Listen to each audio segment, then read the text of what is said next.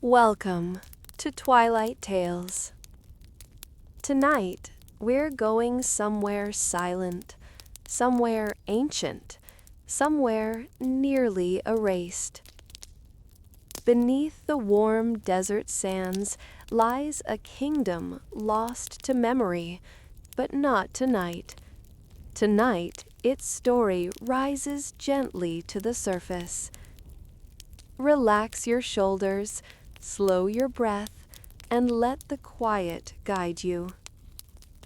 This is The Forgotten Kingdom Beneath the Sands, a calming history to help you rest.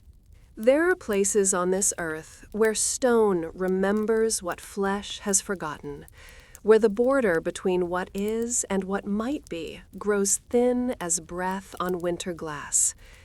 In the vast silence of the desert night, where sand stretches toward horizons that dissolve into darkness, ancient travelers once spoke in hushed voices of a doorway that appeared only when certain stars wheeled into alignment above the dunes. This was not a gate marked on any map. No road led to it. No signpost pointed the way. Yet across centuries and continents, the whispers persisted. A doorway carved into living rock, existing somewhere in that liminal space between legend and truth, between the world we see and the world that watches us from just beyond seeing. The Sumerians, who gave us the first written words, left tablets that speak in fragmented sentences of stellar gates, of passages that opened when Ishtar's star burned brightest in the pre-dawn sky. Persian poets, centuries later, wrote verses about a threshold in the desert that led to gardens where time moved differently, where a single night might contain lifetimes, or lifetimes compress into the space between heartbeats.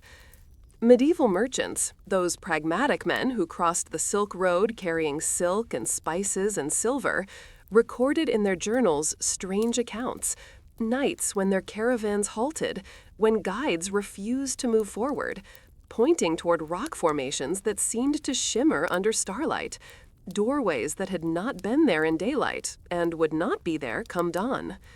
The gate, they said, led nowhere and everywhere.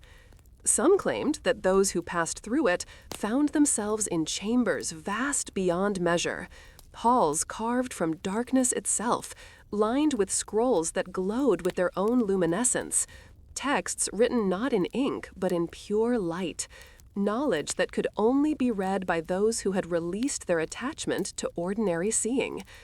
Others spoke more quietly, more carefully, of the gate as a threshold between breath and dream, a place where the boundary separating the living from those who had passed beyond the veil grew permeable as morning mist. Here, they whispered, one might speak with the dead, might receive counsel from ancestors whose voices had long since faded from memory. We cannot know, from this distance of centuries, what truth lived in these accounts, but we can follow the traces they left behind.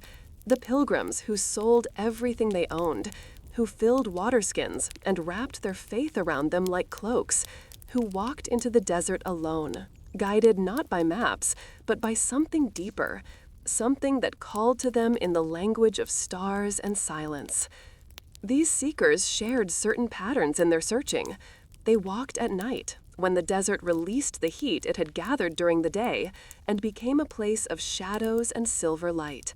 They traveled without companions, understanding perhaps that some thresholds can only be approached in solitude, that the noise of human company might drown out the subtle calling of the gate itself. They carried little: water, dried fruit, a blanket against the cold that comes when the sun abandons the sand.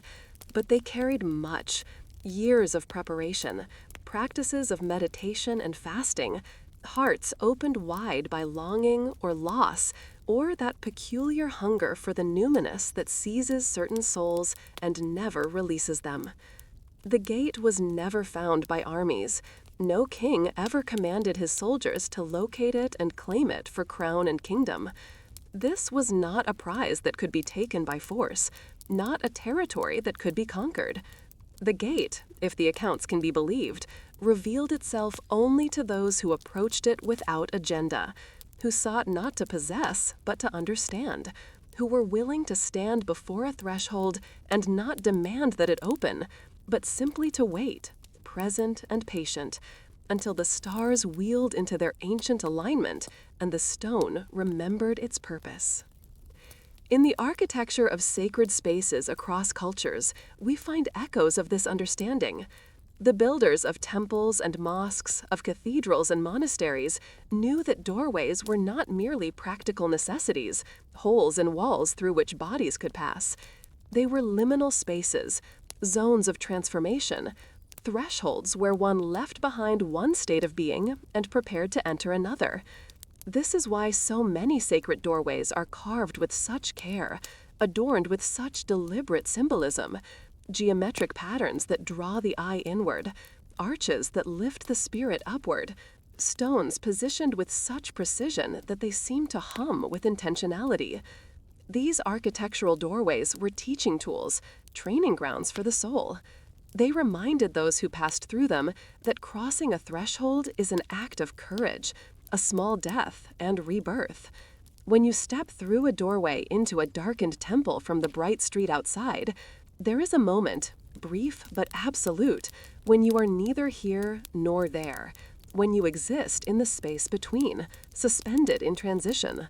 The ancient architects understood this. They built their doorways to stretch that moment, to make it conscious, to transform the simple act of entering into a meditation on change itself.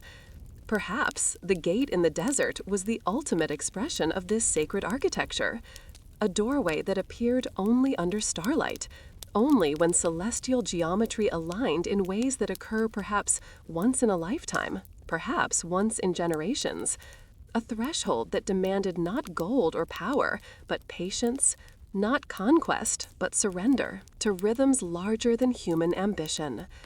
Consider the pilgrims standing in the cooling desert night, wrapped in darkness and possibility.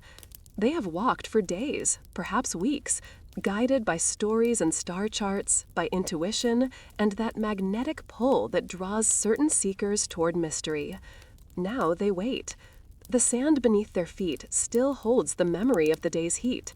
Above them, the stars wheel in their ancient paths, bright and indifferent and beautiful beyond all human naming.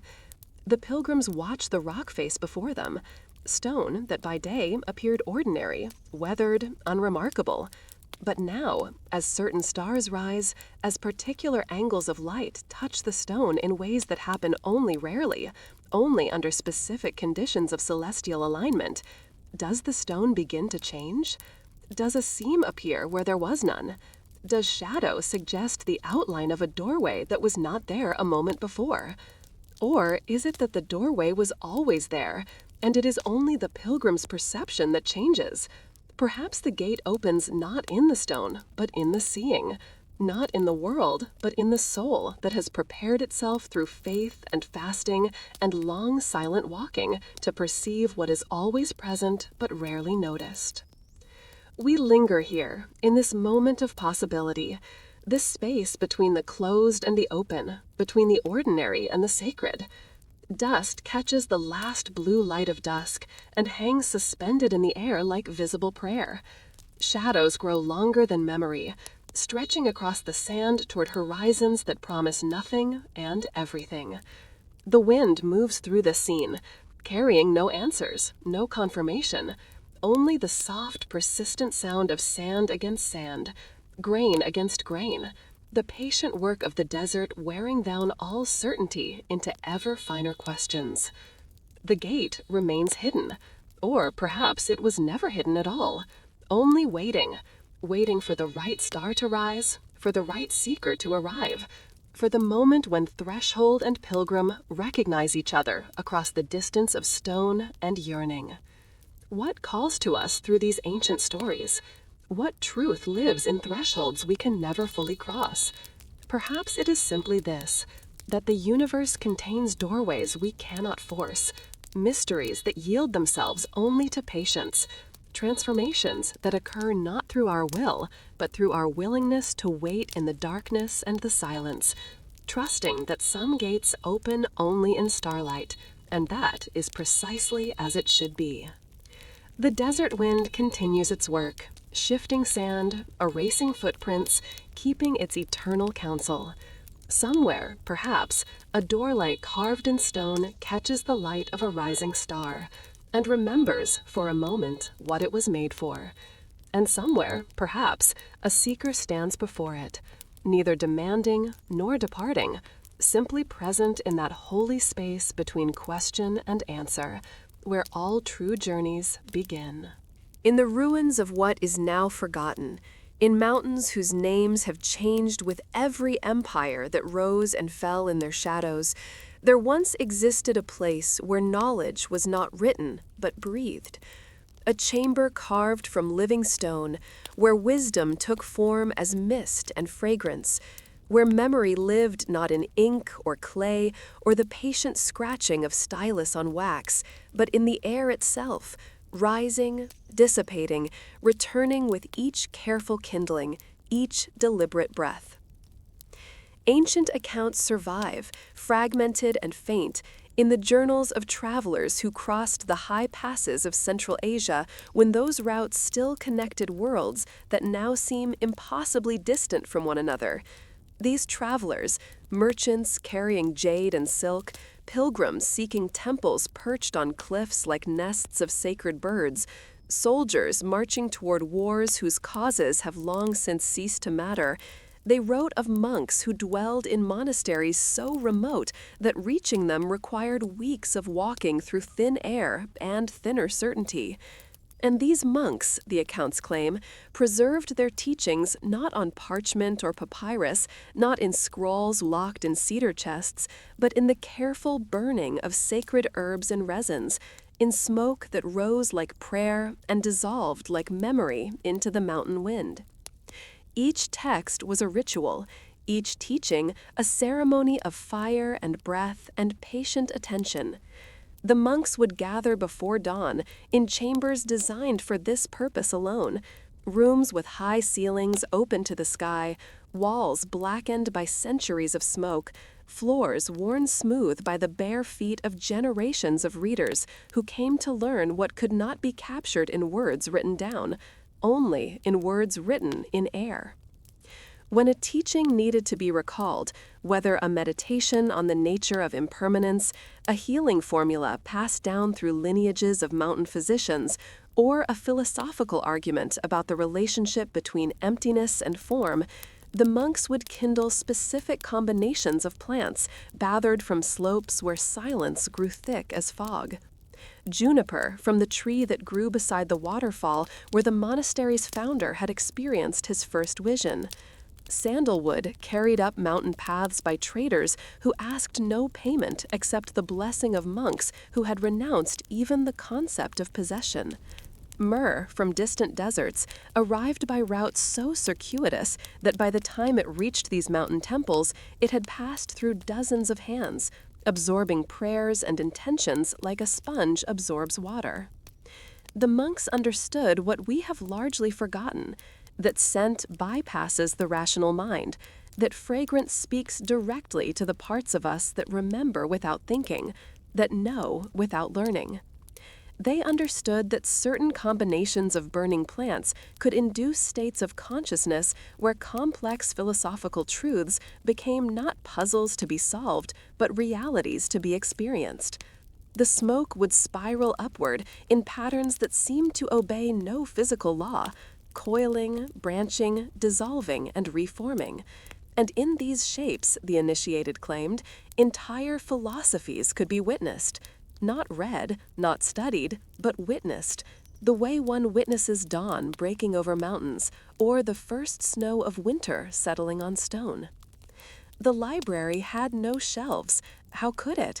The books themselves were ephemeral, lasting only as long as the plants burned, as long as the smoke held its shape before surrendering to wind and time.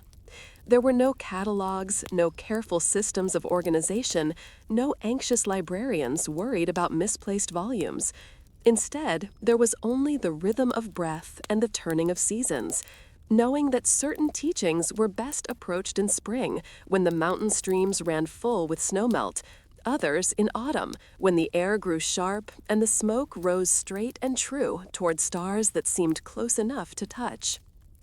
The monks who tended this library of smoke were trained from childhood in arts we would barely recognize as literacy. They learned to read not letters, but shapes, not words, but fragrances, not sentences, but the complex interplay of scent and sight, and the subtle shifts in consciousness that occurred when particular combinations of sacred plants met flame. They practiced for years, sometimes decades, before they were trusted to kindle the most important teachings, the ones that contained knowledge powerful enough to transform or destroy, depending on the readiness of the reader. Consider the archaeology of scent, how it maps human movement and meaning across continents and centuries. The frankincense routes that connected Arabia to Rome were not merely trade paths, but veins of knowledge, channels through which flowed not just precious resins, but entire systems of understanding about the sacred, the numinous, the relationship between earth and heaven.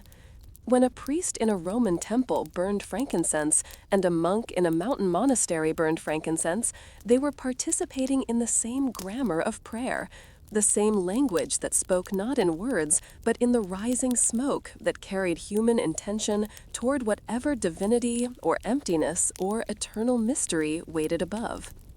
In ancient Egypt, in temples that still stand after millennia, priests understood that aroma was the language of the divine.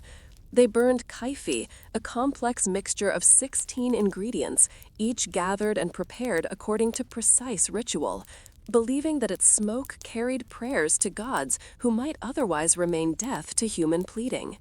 In Japan, incense ceremonies became meditations on impermanence, on the beauty of things that exist only briefly, leaving nothing behind but memory and the faintest trace of fragrance in fabric and hair. In the biblical accounts, Moses receives instructions for creating sacred incense so specific that the formula itself becomes holy, and the unauthorized burning of it becomes transgression.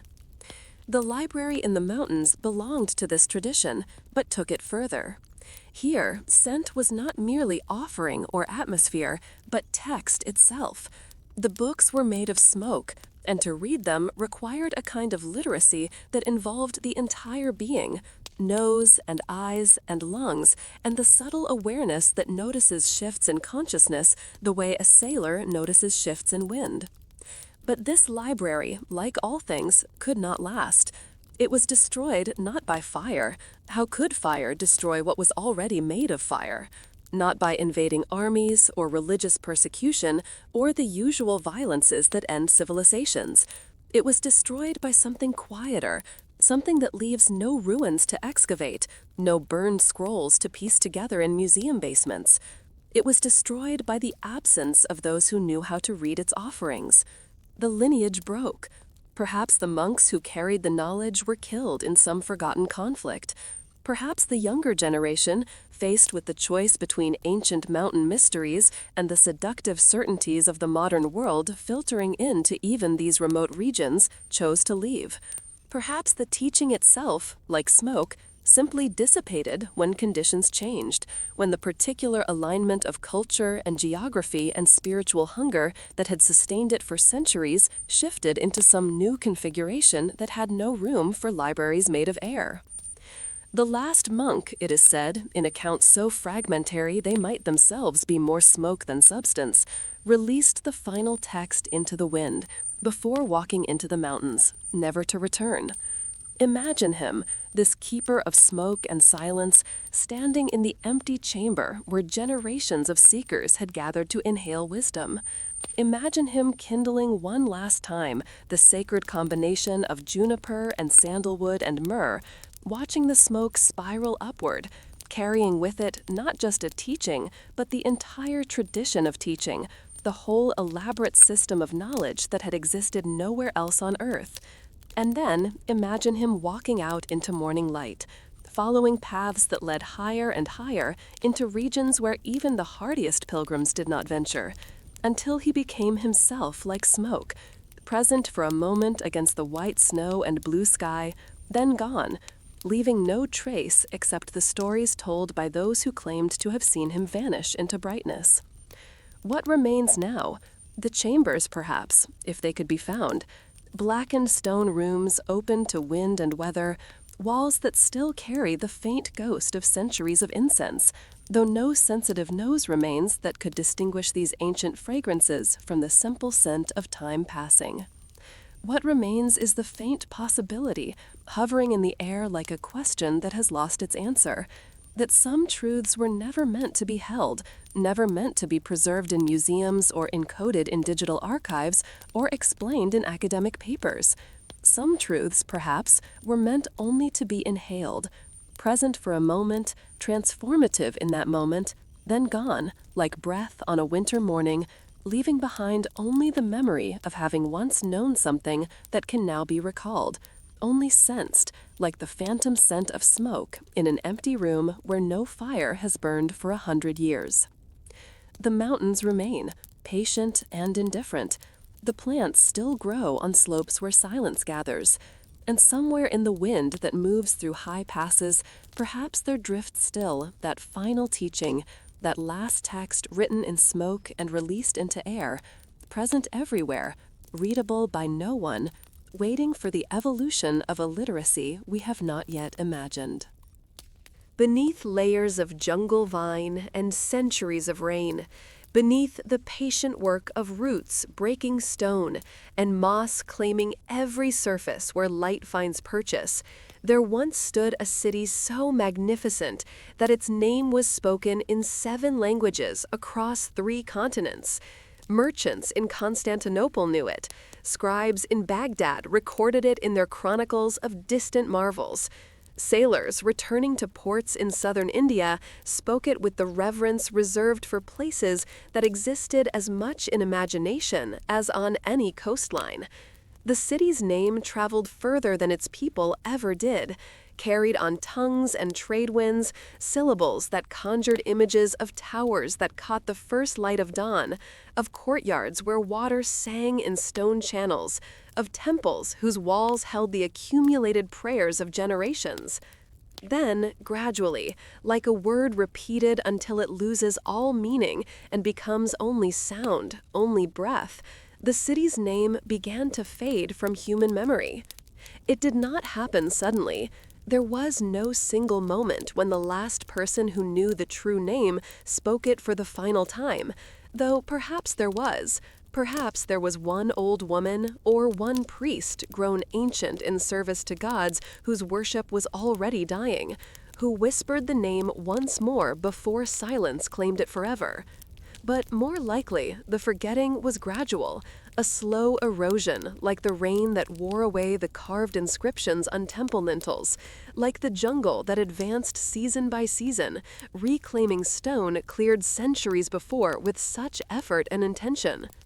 By the time explorers rediscovered the city's temples in the 19th century, Europeans in sweat-stained clothing, hacking through undergrowth, marveling at walls that rose from the forest floor like the bones of some immense creature half buried in green earth, no living person could recall what the city's inhabitants had called their home. The stone remained, solid and present, massive blocks fitted together with such precision that even after centuries of abandonment, even after earthquakes and floods and the relentless pressure of roots seeking any weakness in mortar, the walls still stood. But the sound had vanished. The particular combination of vowels and consonants that had once identified this place, that had carried its identity across oceans and centuries, had dissolved into air, leaving no trace except the absence itself. We wander now through theories and fragments, through the scattered pieces that historians and linguists and archaeologists have gathered like children collecting shells on a beach, hoping that enough fragments might somehow reveal the shape of what has been lost. There are Sanskrit inscriptions carved into doorways, worn shallow by weather, but still legible to those who can read such ancient scripts. These inscriptions seem to point toward a sound, a name that begins with certain syllables, But the stone is damaged, or the grammar ambiguous, or the dialect so archaic that modern scholars can only guess at pronunciation. Portuguese accounts from the 16th century, written by missionaries and soldiers who passed through regions where memory of the city still lingered, offer different syllables, conflicting sounds that cannot easily be reconciled with the Sanskrit fragments or with each other. Indigenous oral histories, gathered carefully by anthropologists working with communities whose ancestors once traded with, or perhaps even descended from the city's inhabitants, remember only descriptions, only metaphors. The place of the jade serpent, they say, or the city where time turned backward, or the dwelling of the sky mirror. These are beautiful phrases, haunting in their poetry, but they are not names. They are what remains when the name itself has been forgotten. Echoes, shadows, the shape of memory when memory has lost its center. Some scholars, contemplating this peculiar erasure, have suggested that the name was deliberately forgotten, that this was an act of sacred amnesia, a protection against those who would misuse the city's hidden knowledge. In many traditions, to know a thing's true name is to have power over it. To speak the name of a spirit or demon is to summon it. To know the secret name of God is to command creation itself. Perhaps, these scholars suggest, the city's name was intentionally released from memory, allowed to fade like smoke, so that whatever mysteries the city contained, whatever knowledge its priests had gathered, whatever powers its rituals had accessed, would remain locked away from those who might use such knowledge for harm rather than wisdom. Others propose a more tragic explanation, a linguistic catastrophe, a break in the chain of transmission that connects generation to generation, elder to child, past to present. Perhaps plague swept through the region, killing so many so quickly that entire lineages of knowledge keepers vanished in a single season. Perhaps conquest scattered the population like autumn leaves in wind, displacing communities so thoroughly that by the time survivors gathered themselves in new places, the old names had already begun to blur, to merge with other words, to transform into something no longer quite themselves. Languages are fragile things, more fragile than stone, dependent on the continuous breath of living speakers. When that breath stops, when the chain breaks, even the most beautiful words can vanish as completely as morning mist under noon sun.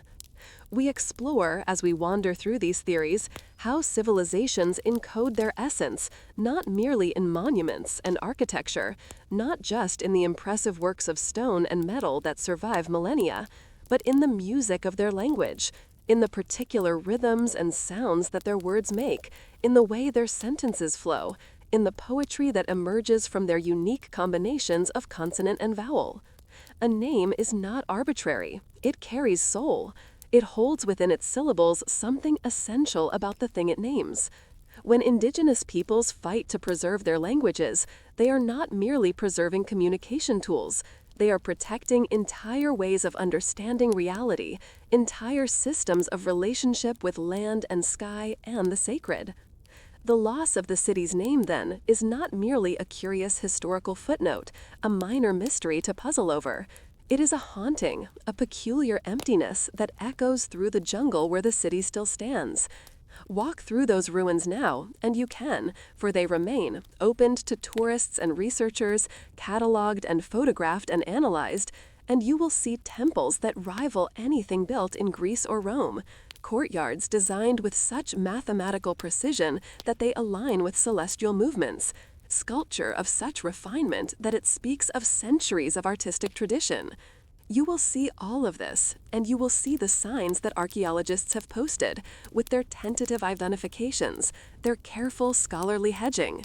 Site 247, they might say, or late period urban complex. Or they might use one of those descriptive phrases from oral history, knowing it is not a true name, but having nothing else to offer. The unnamed city stands patient in its anonymity, massive and present and utterly silent on the question of what it was called. The stone knows, perhaps, but stone does not speak except through the words humans carve into it, and those carved words have been worn away by time and weather until they tell us nothing we can grasp with certainty. The jungle knows, for the jungle claimed the city back, covered it completely for centuries, held it in green embrace until humans came again and cut away the vines.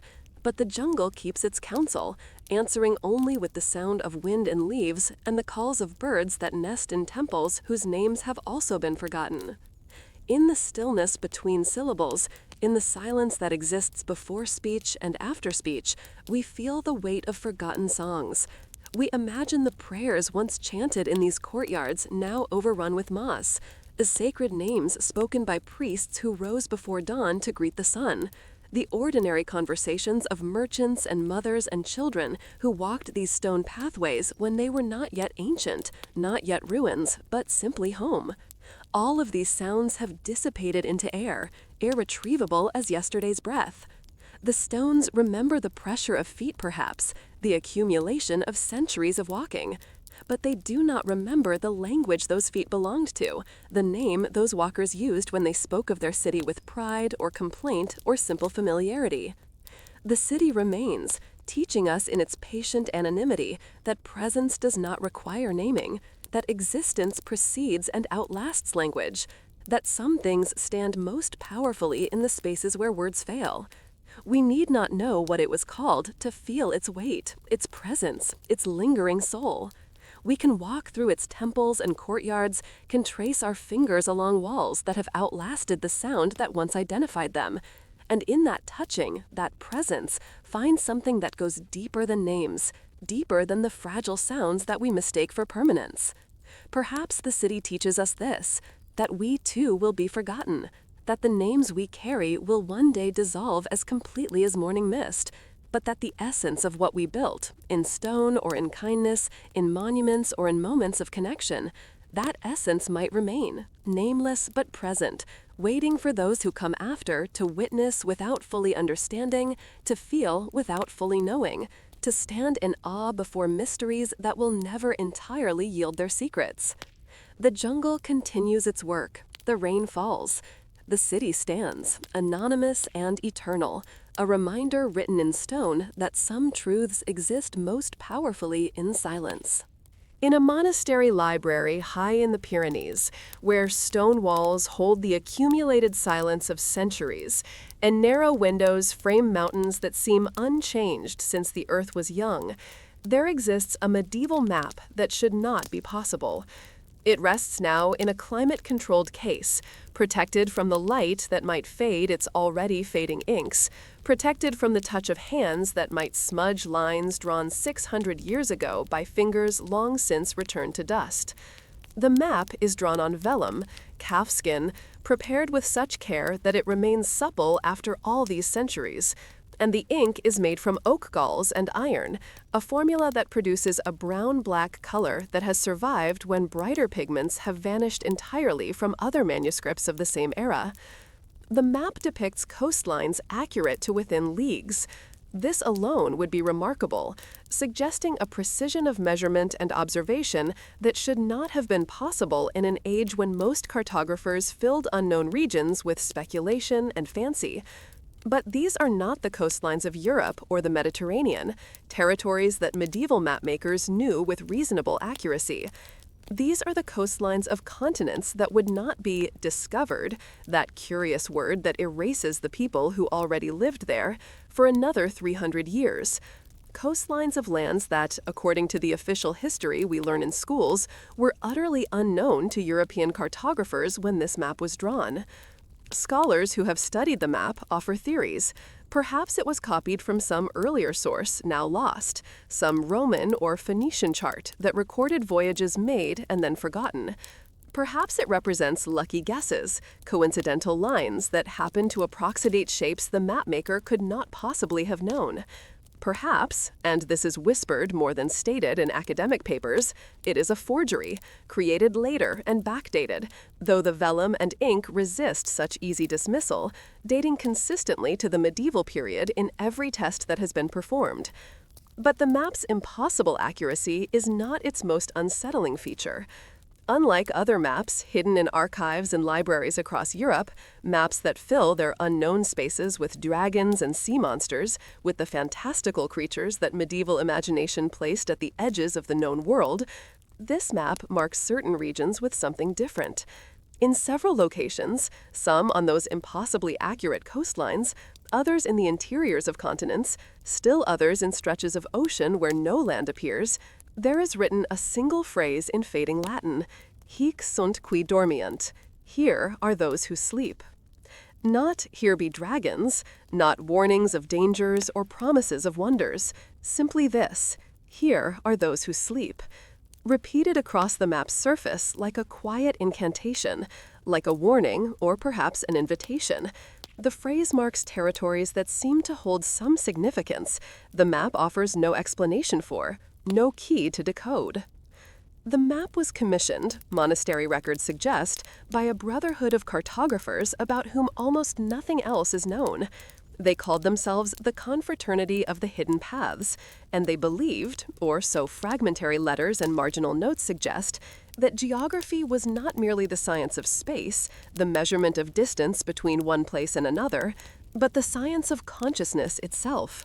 They sought to draw not just land and water, not just the physical topology of mountains and rivers and coastlines, but something else, the topology of dreams, the architecture of the liminal, the places where waking reality grew thin as old cloth and something else showed through. These shadowed regions on their maps, these places marked with hic sunt qui dormiant, were locations where travelers reported phenomena that could not easily be explained. Places where time seemed to slip, where a journey that should have taken hours was completed in minutes, or where travelers emerged from a forest to find that days had passed, though they remembered only an afternoon's walk. Places where compasses spun without settling, where magnetic north became a suggestion rather than a certainty, where the instruments men trusted to navigate the physical world failed or behaved according to rules that applied nowhere else. Places where the boundary between here and elsewhere became permeable as morning mist, where one might step across some invisible threshold and find oneself not in another location exactly, but in another condition of being, still present in the world, but experiencing it from a different angle, seeing it through a different quality of light. We follow the threads of similar accounts across cultures and centuries, finding that this medieval brotherhood was not alone in recognizing such places. The Celts spoke of Tir na Nog, the land of the young, a realm that existed alongside the ordinary world but could only be entered through specific locations at specific times. A cave mouth at sunset, a mist-shrouded island that appeared and disappeared, a hill that opened on festival nights to reveal passages leading somewhere that was neither here nor there, but both and neither. Polynesian navigators, those extraordinary sailors who crossed thousands of miles of open ocean guided by stars and currents and the flight patterns of birds, sang of islands that appeared only to certain voyagers, only to those who approached with the right intention or the right state of heart. Islands that were marked on no map because they refused to stay in one location, or because they existed in a relationship with consciousness that Western cartography had no symbols to represent. In Japan, legends speak of Kakuryō, the hidden world existing alongside our own, invisible most of the time, but breaking through in certain places. Shrines built on ancient sites, forests where the trees grow in particular formations, crossroads where multiple paths converge and something in that convergence creates an opening. The hidden world is not separate from this world, but the legends say, like a second melody running beneath the first, audible only to those who have learned to listen for it. The medieval cartographers, it seems, were trying to map these thresholds, these permeable places. They were attempting to create a geography not of distance, but of possibility, a chart that showed not where things were, but where things might become something else, where the solid certainty of the everyday world admits its own porosity. The map was never completed. Records trail off. The brotherhood dispersed or died or simply stopped writing letters to each other, stopped meeting in monastery scriptoriums to compare notes and add new details to their impossible chart. The final creator, the last cartographer whose name appears in the fragmentary records, disappeared while traveling to chart one of the shadow regions marked on the map. His instruments were found beside a road in the south of France, his compass, astrolabe, and measuring chains laid out carefully as if arranged for a ceremony rather than abandoned in flight. His journal was found with them, open to a page that bore only a single sentence, written in a hand that grew progressively less steady across the line. The boundary is not where I thought it was. The rest of the page was blank. He was never seen again. What were they trying to navigate, these cartographers of consciousness? What sleeps in those unmarked territories, in the places they marked with their quiet Latin phrase? Are there truly regions where reality dreams itself differently, where the laws we consider universal admit exceptions, where travelers might slip between states of being as easily passing through a doorway? Or were these mapmakers suffering from some shared delusion, some medieval mysticism that saw patterns where none existed, that interpreted the ordinary disorientation of travel as something more profound? We cannot know with certainty. The map remains, silent and strange, offering its impossible accuracies and its cryptic annotations, raising more questions than it answers. Scholars who request access to study it often report a peculiar experience. Staring at the map for extended periods, tracing its coastlines and its symbols with their eyes, they sometimes report a sensation of mild vertigo, a feeling that their perspective is shifting, that they are seeing the world from an angle that is slightly off from ordinary seeing. Some describe dreams, vivid and detailed, of walking through landscapes they have never visited, of standing at thresholds they can't quite bring themselves to cross. We close our eyes now and imagine the edges of that ancient parchment, where known world gives way to something quieter, deeper, a geography of forgetting, a topology of dream. We imagine standing at one of those marked locations, those places where the medieval cartographers wrote, "Hic sunt qui dormient," and we wonder what it would mean to cross that boundary, to step into the shadow regions where those who sleep wait in their patient dreaming. Perhaps we cross such boundaries more than we realize. Perhaps every night, as sleep approaches, as consciousness begins its gentle dissolution into the unmapped territories of dream, we become travelers in those shadow regions, navigators of an inner geography that follows no compass, obeys no familiar laws. Perhaps the map was never about physical locations at all, but about states of being, conditions of consciousness that we all visit but rarely remember upon waking. The monastery keeps its treasure, its impossible map, its silent testimony to mysteries we have not resolved. And somewhere, perhaps, at the boundaries between here and elsewhere, those who sleep continue their dreaming, waiting for travelers brave or foolish enough to find them. High in a mountain monastery in the Himalayas, where the air grows thin and breath becomes a conscious act, where stone walls rise from cliffs that drop into clouds and the sound of wind is the only constant companion, there once hung a bell that should not have been possible. It was cast from an alloy whose composition has never been replicated, though metallurgists have studied fragments and speculated about ratios and temperatures. The bell was made, according to chronicles preserved in libraries that smell of yak butter lamps and ancient paper, from a mixture of 7 metals gathered from 7 sacred rivers: gold from the Ganges, silver from the Brahmaputra, copper from waters that flow from glaciers so remote they have no names in any language still spoken, and 4 other metals whose sources the records obscure in the language of symbol and sacred geography. The bell was forged during a lunar eclipse by monks who had taken vows of silence, not temporary silence, not the quiet of a meditation retreat, but permanent silence, a commitment to wordlessness that would last until their final breath. These silent smiths worked through the hours of the eclipse, while the moon passed through Earth's shadow, and the light that fell on the mountain turned copper red and strange. They worked in complete quiet, communicating through gesture and the subtle languages of breath and presence that those who have abandoned speech learn to read. The only sound was the ring of hammer on metal, the hiss of hot bronze meeting water, the slow, patient music of making. The bell possessed a quality that defied the physics of sound as we understand it. Witnesses, and there were many over the centuries, pilgrims who traveled for months across high passes where the wind could strip flesh from bone, Traders who diverted their routes to spend even a single night in the monastery's guest quarters, scholars who came seeking to understand what could not be explained, these witnesses claimed with remarkable consistency that the bell would ring moments before it was struck.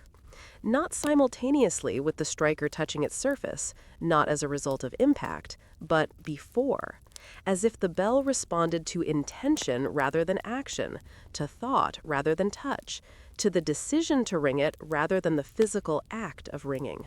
The bell was forged during a lunar eclipse by monks who had taken vows of silence, not temporary silence, not the quiet of a meditation retreat, but permanent silence, a commitment to wordlessness that would last until their final breath. These silent smiths worked through the hours of the eclipse, while the moon passed through Earth's shadow, and the light that fell on the mountain turned copper red and strange. They worked in complete quiet, communicating through gesture and the subtle languages of breath and presence that those who have abandoned speech learn to read. The only sound was the ring of hammer on metal, the hiss of hot bronze meeting water, the slow, patient music of making. The bell possessed a quality that defied the physics of sound as we understand it. Witnesses, and there were many over the centuries, pilgrims who traveled for months across high passes where the wind could strip flesh from bone, traders who diverted their routes to spend even a single night in the monastery's guest quarters, scholars who came seeking to understand what could not be explained, these witnesses claimed with remarkable consistency that the bell would ring moments before it was struck.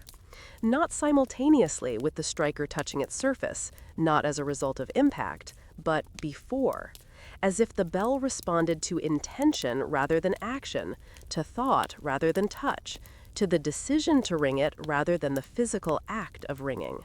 Tibetan chronicles, written in the precise and careful language that monks use when recording matters they consider sacred, describe how pilgrims would stand in the presence of this bell, sometimes for hours, sometimes for days, hoping to hear it ring without any human cause. They believed, or perhaps they knew, having witnessed what we can only imagine, that such a sound carried messages from the realm beyond form, from the spaces between thoughts where consciousness touches something larger than individual mind. The bell was kept in a small chamber, barely larger than a meditation cell, with a single window that opened onto mountains that seemed to extend forever, peak after peak disappearing into distance and sky. Some reported that the bell rang in response to unspoken prayers, to grief held wordless in the heart, to questions that had formed in consciousness but never reached the lips.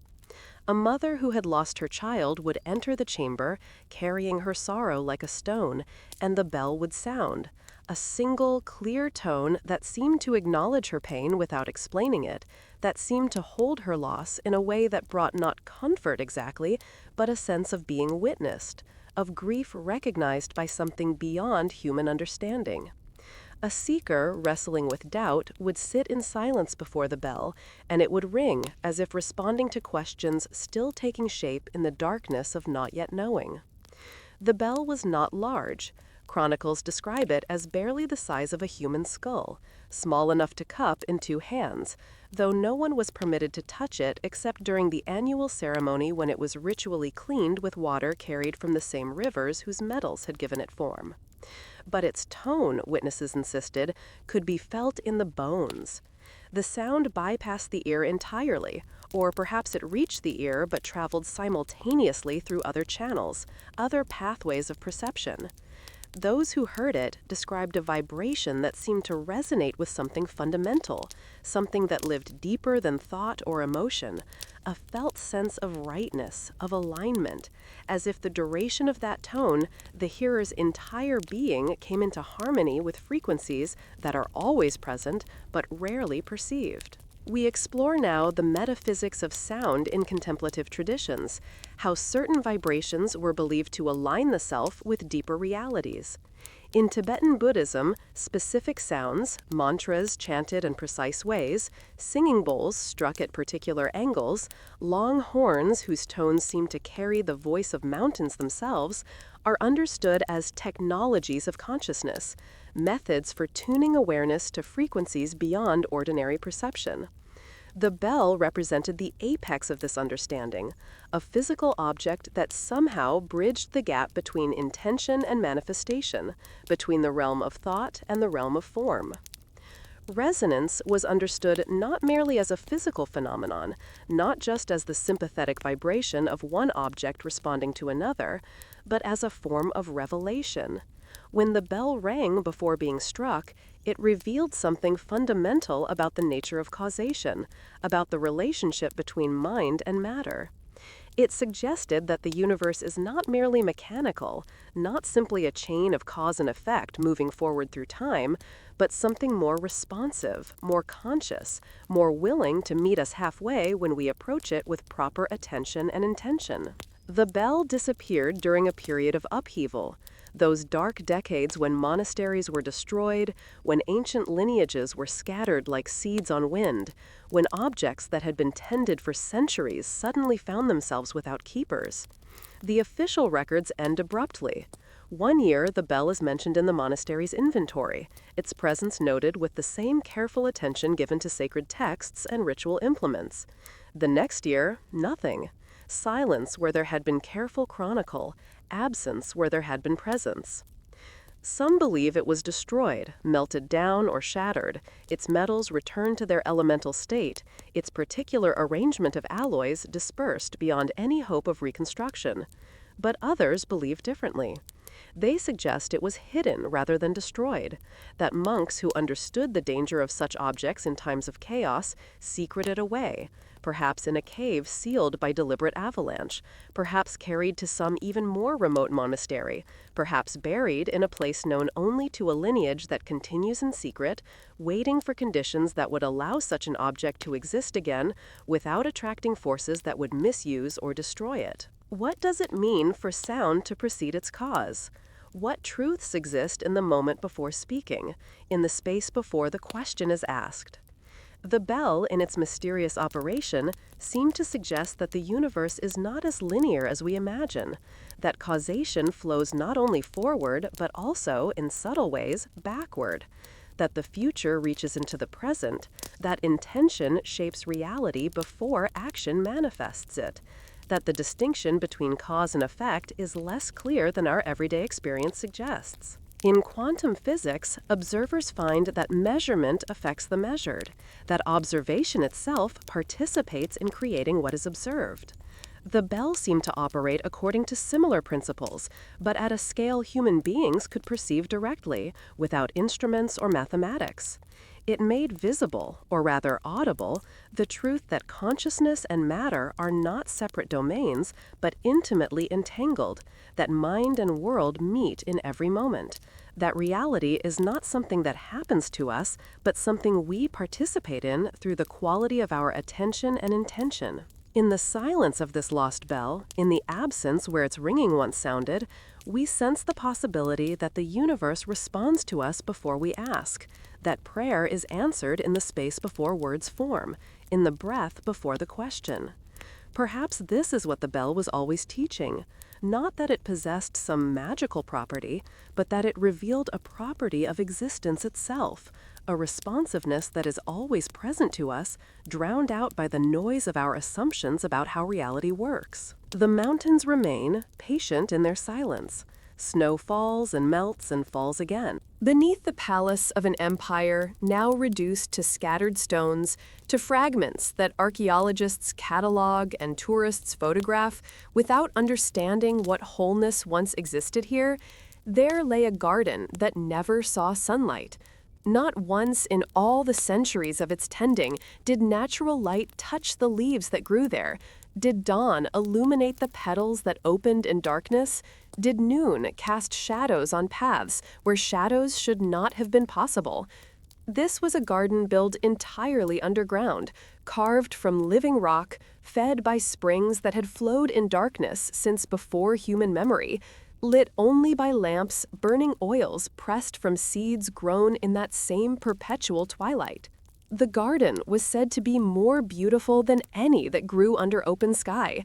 This is recorded not in the dry language of agricultural texts or botanical surveys, but in poetry, court poets who descended into those chambers and emerged transformed, writing verses that struggle to capture what they witnessed in the lamplight. They wrote of flowers that glowed with their own soft luminescence, petals of deepest purple that shimmered like starlight captured and held, white blooms that seemed to contain moonlight in their throats, even when the moon was dark and absent in the world above, blue flowers that mimicked twilight, red ones that held the memory of sunset, though sunset never reached them, blossoms whose colors had no names in the language of surfaces, whose beauty belonged entirely to the realm of depth. This was not merely a curiosity of horticulture, not simply an impressive feat of engineering, though it was that, requiring systems of ventilation and water management that would challenge modern architects. It was a philosophical statement, a living argument carved into stone and soil and growing things. The garden proclaimed that beauty does not require the sun, that growth can occur in absence rather than presence, that light can emerge from within rather than descending from without. It challenged the fundamental assumption that life flows from sky to earth, suggesting instead that life could rise from below, could generate its own illumination, could flourish in conditions that would seem to make flourishing impossible. The gardeners who tended this underground paradise were chosen not for their knowledge of plants alone, but for their ability to cultivate silence as much as soil. They were trained from youth in the arts of quiet movement, of attending to growing things without the interference of unnecessary sound or speech.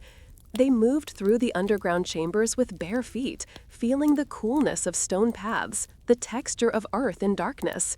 They spoke only in whispers when speech became absolutely necessary, understanding that plants respond not just to light and water, but to the quality of presence around them, to the subtle vibrations of voice and intention. These gardeners tended plants whose names have not survived in any botanical text, species that may have been unique to these chambers, or perhaps were ordinary plants transformed by generations of growth in darkness, evolved or adapted into something new, something that belonged entirely to the underground. The seeds were saved and replanted, the cuttings carefully propagated, knowledge passed down through lineages of silent cultivation until the knowing lived in hands rather than books, in gesture rather than written instruction. Some accounts, and we must acknowledge that accounts of hidden places always arrive wrapped in uncertainty, filtered through layers of translation and time, suggest the garden produced fruits that altered perception. Those who ate them, the stories claim, found their vision changed. They could see in darkness as clearly as others saw in daylight. They could perceive colors that exist beyond the normal visible spectrum, hues that have no correspondence in the world of surfaces, shades that exist only in the realm of deep earth and deeper consciousness. Whether this was literal truth or poetic metaphor, whether the fruits contained compounds that genuinely affected perception, or whether the metaphor itself was the point, that consuming beauty grown in darkness changes how one sees all beauty, we cannot know with certainty from this distance. But we can imagine those who descended into the garden, who walked its paths lit by lamps that burned with steady flame, who breathed air perfumed by flowers that had never known wind, only the gentle circulation of underground currents.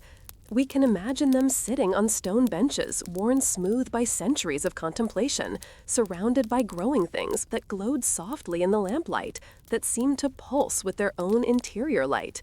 We can imagine the silence there, not the silence of emptiness, but the silence of presence, the living quiet of plants breathing, of water moving through stone channels, of soil doing its patient work of transformation.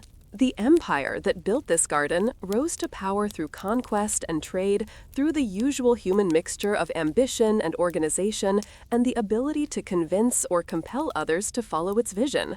But empires, as we know from the long scroll of history, do not last. They peak and plateau and decline, their certainties eroding like stone underwater, their structures crumbling back toward the earth from which they rose. When this particular empire fell, and the details of its falling matter less than the fact of falling itself, which comes to all human endeavors eventually, the garden was sealed. Conquerors who broke through the palace walls, who toppled statues and burned libraries and claimed treasures as their own, found locked gates leading downward into darkness. The gates were massive things, bronze or iron or some alloy whose composition has been lost, secured with mechanisms whose keys had vanished with the empire's final keepers. The conquerors stood before these gates and made their choice. They could have forced entry, could have broken the locks or dismantled the gates themselves, could have descended into whatever lay below. But they did not. Perhaps they lacked the tools or the time, perhaps they feared what they might find in those depths, traps or curses, or nothing at all, which might have been the most disappointing discovery of all. Perhaps, and this is a possibility the stories suggest in their silences, they simply lacked the courage to enter spaces so completely foreign to their understanding of how things should be, gardens that should not exist, beauty growing in conditions where beauty should have been impossible. So the gates remained locked. The conquerors moved on to other conquests. The palace crumbled above ground, stone by stone returning to the scattered state from which human intention had temporarily organized it. And below, in the sealed chambers, the garden continued or ceased, flourished or withered, persisted or perished. We have no way of knowing. If the garden still exists, it blooms now in absolute darkness. The lamps have long since exhausted their oil, the last flame dying perhaps centuries ago, perhaps in the first year after the sealing, leaving the garden in a darkness more complete than night, more absolute than closed eyes. The gardeners are gone, their knowledge dispersed or died with them, their careful tending replaced by whatever processes occur when human intention withdraws and nature reasserts its own patterns and preferences. The garden is unseen, unwitnessed, tended perhaps by roots and memory alone, by whatever intelligence lives in soil and seed, by the slow, patient work of underground springs that continue their flowing, whether human beings remember them or not. We consider now what it means to flourish hidden, to be beautiful with no witness except stone and darkness and the blind attention of growing things attending to their own growth. Does beauty require a beholder? Does wonder need acknowledgement? Or can magnificence exist entirely unto itself, self-contained and self-sufficient, needing nothing beyond its own being? In the dark soil of forgetting, what quiet wonders might still grow? What flowers might have adapted to darkness so completely that they have become darkness themselves, blackness blooming into blacker petals, beauty that has transcended all need for light or looking? What fruits might ripen unseen, falling from branches to soil where they rot and seed and rise again in cycles no calendar marks, no season governs? What silence has deepened in those chambers? What quality of quiet has accumulated in the absence of footsteps and whispers, in the withdrawal of human presence and human meaning? Perhaps the garden has died, of course. Perhaps without the gardener's knowledge and attention, the plants withered and returned to dust, the chambers now containing only darkness and memory, the faint chemical trace of life that was. Perhaps the springs that fed it shifted their course through some subterranean rearrangement of stone, leaving the garden as dry as the empire that built it. Perhaps, and this is a possibility, we romanticize what was, in the end only an elaborate hobby of the powerful, only conspicuous consumption dressed in philosophical garments, a curiosity that deserved to die with the system that sustained it. But perhaps not. Perhaps somewhere beneath ruins that archaeologists have not yet excavated, beneath ground that seems solid but conceals hollows, the garden persists. Perhaps flowers still bloom in darkness, having become so adapted to absence that they would wither in sunlight, would find our bright world unbearable. Perhaps beauty continues its work unseen, asking nothing, needing nothing, simply being what it is in the privacy of stone and ends of night. We cannot descend to find out. The gates, if they still exist, remain locked. The keys are lost beyond recovery. And perhaps that is as it should be. Perhaps some wonders are meant to remain hidden, some beauty meant to exist beyond the reach of human witnessing, some gardens meant to bloom in perpetual mystery, teaching us through their inaccessibility that not everything needs to be seen, known, catalogued, brought into light. In darkness, something grows. Whether flower or only possibility, whether actual garden or the idea of garden, whether physical persistence or only the persistence of story, it grows, patient and hidden. In the chronicles of a medieval monastery, preserved in careful Latin script on pages that smell of centuries and candle wax, there appears a curious account that has troubled scholars and mystics alike. It tells of a traveler who arrived at the monastery gates one autumn evening as the light was failing, claiming to have journeyed not through distance but through time itself. He walked, he said, along a path that existed outside the normal flow of years, a road known only to certain mystics and madmen, perhaps to those who had lost their way so completely that they found themselves in territories no map could contain. On this road, he claimed, each step took him not forward across the landscape, but backward through the centuries, deeper into the past with every footfall. The monks who kept that gate were accustomed to strange visitors.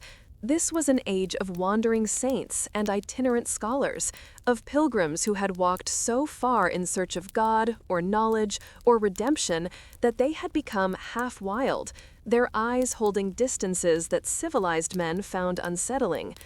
The monastery offered hospitality to all who came peacefully, whether their stories made sense or not, whether their claims seemed possible or mad. So they received this traveler with cautious kindness, gave him bread and watered wine, a place by the fire where he could warm himself against the autumn cold that was already settling into the valley. The monks asked questions, as monks do, and the pilgrim answered, and one among them, a careful chronicler who recorded the comings and goings of significant visitors, wrote down what was said. These are the descriptions that survive, that puzzle us across the centuries. The pilgrim spoke of cities he had passed through that would not be built for decades, structures still existing only in the minds of architects not yet born. He described languages he had heard in marketplaces and taverns, tongues that had not yet evolved from their parent languages, words that would not be coined for generations. Most disturbing to the monks, he claimed to have seen faces he recognized, faces from portraits that hung in the monastery's halls, images of abbots and saints long dead. But he had seen these faces young and vital, unknowing of the futures that the pilgrim already knew, that history had already written in the world he had walked from. He spoke of walking through moments as one walks through rooms, each instant a chamber he could enter and observe and then leave behind as he continued his backward journey. He described time not as the linear progression we imagine, a river flowing from source to sea, from past through present toward future, but as a country with its own geography, its own weathers and seasons. Some periods, he said, were easy to traverse, like walking across gentle meadows in spring. Others were difficult, requiring the same effort one might expend climbing mountains or pushing through dense forest. Some eras welcomed him, others seemed to resist his presence, as if time itself recognized him as an intruder, a consciousness moving in the wrong direction. The exhaustion of moving against time's current was, he claimed, unlike any physical tiredness. It was a weariness of being itself, a fatigue that accumulated not in muscles, but in some deeper part of the self. He spoke of how memory worked differently when approaching the past from ahead rather than behind. For us, memory is a looking back, a reconstruction of what was from the vantage point of what is. But for him, memory became a looking forward, a strange foreknowledge of what would be, even as he walked further into the was. He remembered the future while experiencing the past, and this double vision, this simultaneous awareness of what had been and what would be, left him feeling unmoored from the present entirely. Most troubling to the monks who listened to his account was his claim that this journey was not undertaken by choice. He was not, he insisted, a wizard who had discovered some secret method of temporal navigation. He was not a saint granted visions of ages past. He was simply a man who had, through some curse or calling he did not fully understand, found himself on this road and unable to leave it. He had tried, he said, to stop walking. He had tried to settle in various eras, to live normally in the time periods he found himself passing through. But the road always called him back. In dreams, in moments of distraction, in the space between sleeping and waking, he would find his feet already moving, already carrying him backward through another day, another decade, another century. He feared, he told the monks, in a voice that the chronicler describes as hollow with dread, that he would eventually walk all the way back to the beginning of things, that his backward journey would continue through recorded history into legendary ages, through the legendary into the mythical, through the mythical into the time before humans spoke or thought or named the world around them. And beyond even that, he feared walking back to the moment before the first words were spoken, before light was separated from darkness, before the breath that set creation in motion was drawn. What would he find there? Ultimate truth, perhaps? The answer to every question? The source from which all existence flowed?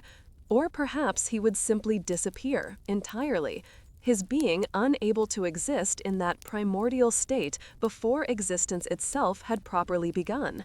Perhaps he would become unborn, not dead, but unhappened, erased from the scroll of reality as if he had never been written into it at all.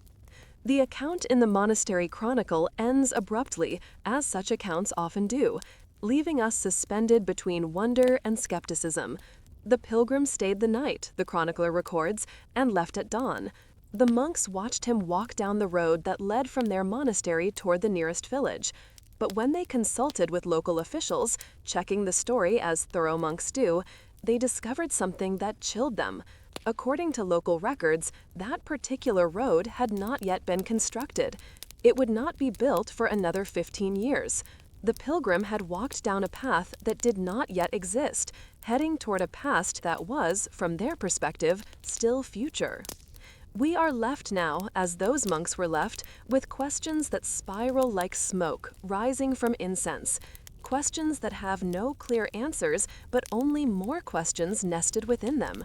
What if the past is not fixed, but approachable?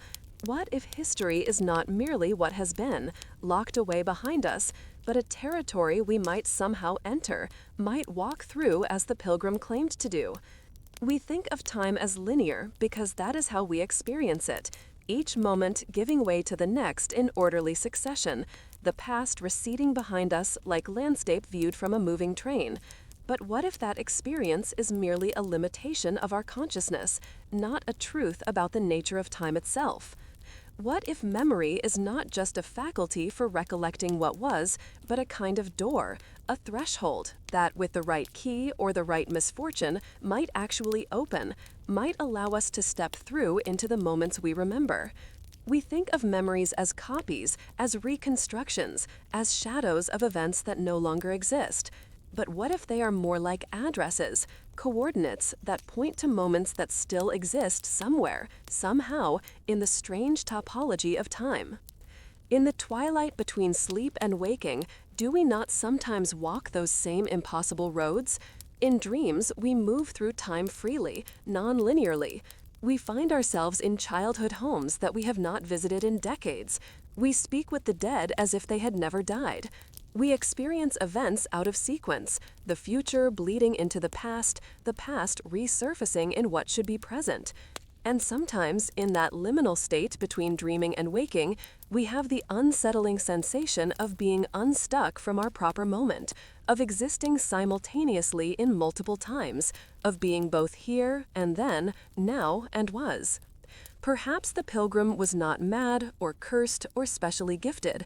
Perhaps he simply experienced consciously what we all experience in dreams, the porousness of time, the way moments leak into each other, the possibility of moving through years as one moves through space. Perhaps his curse or gift was simply awareness, the inability to forget upon waking that time is stranger than our daylight minds admit, that the past might not be gone but only elsewhere, that memory might be less reconstruction than actual visitation. The monastery still stands, though greatly changed. The chronicles remain, though they are now digitized, protected behind climate-controlled glass. The account of the pilgrim can be read by anyone with access to the archive, though scholars argue about its interpretation, about whether it represents genuine experience or literary invention, medieval metaphor, or actual testimony of impossible events. But late at night, when consciousness loosens its grip and we begin the slow drift towards sleep, we might remember that pilgrim walking his backward road.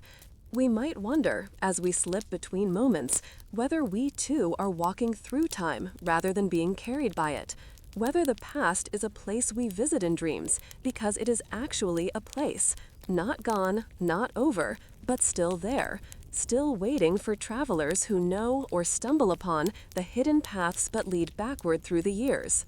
The road exists or it doesn't. The pilgrim told truth or didn't.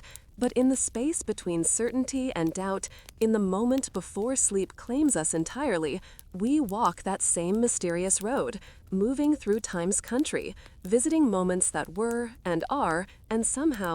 In the treasury of a sultanate that commanded trade routes between three seas, where caravans bearing silk and spices converged like rivers meeting, where merchant ships arrived carrying amber from the north and ivory from the south, where wealth accumulated in forms both tangible and abstract, gold and knowledge, jewels and influence, there was kept a mirror unlike any other.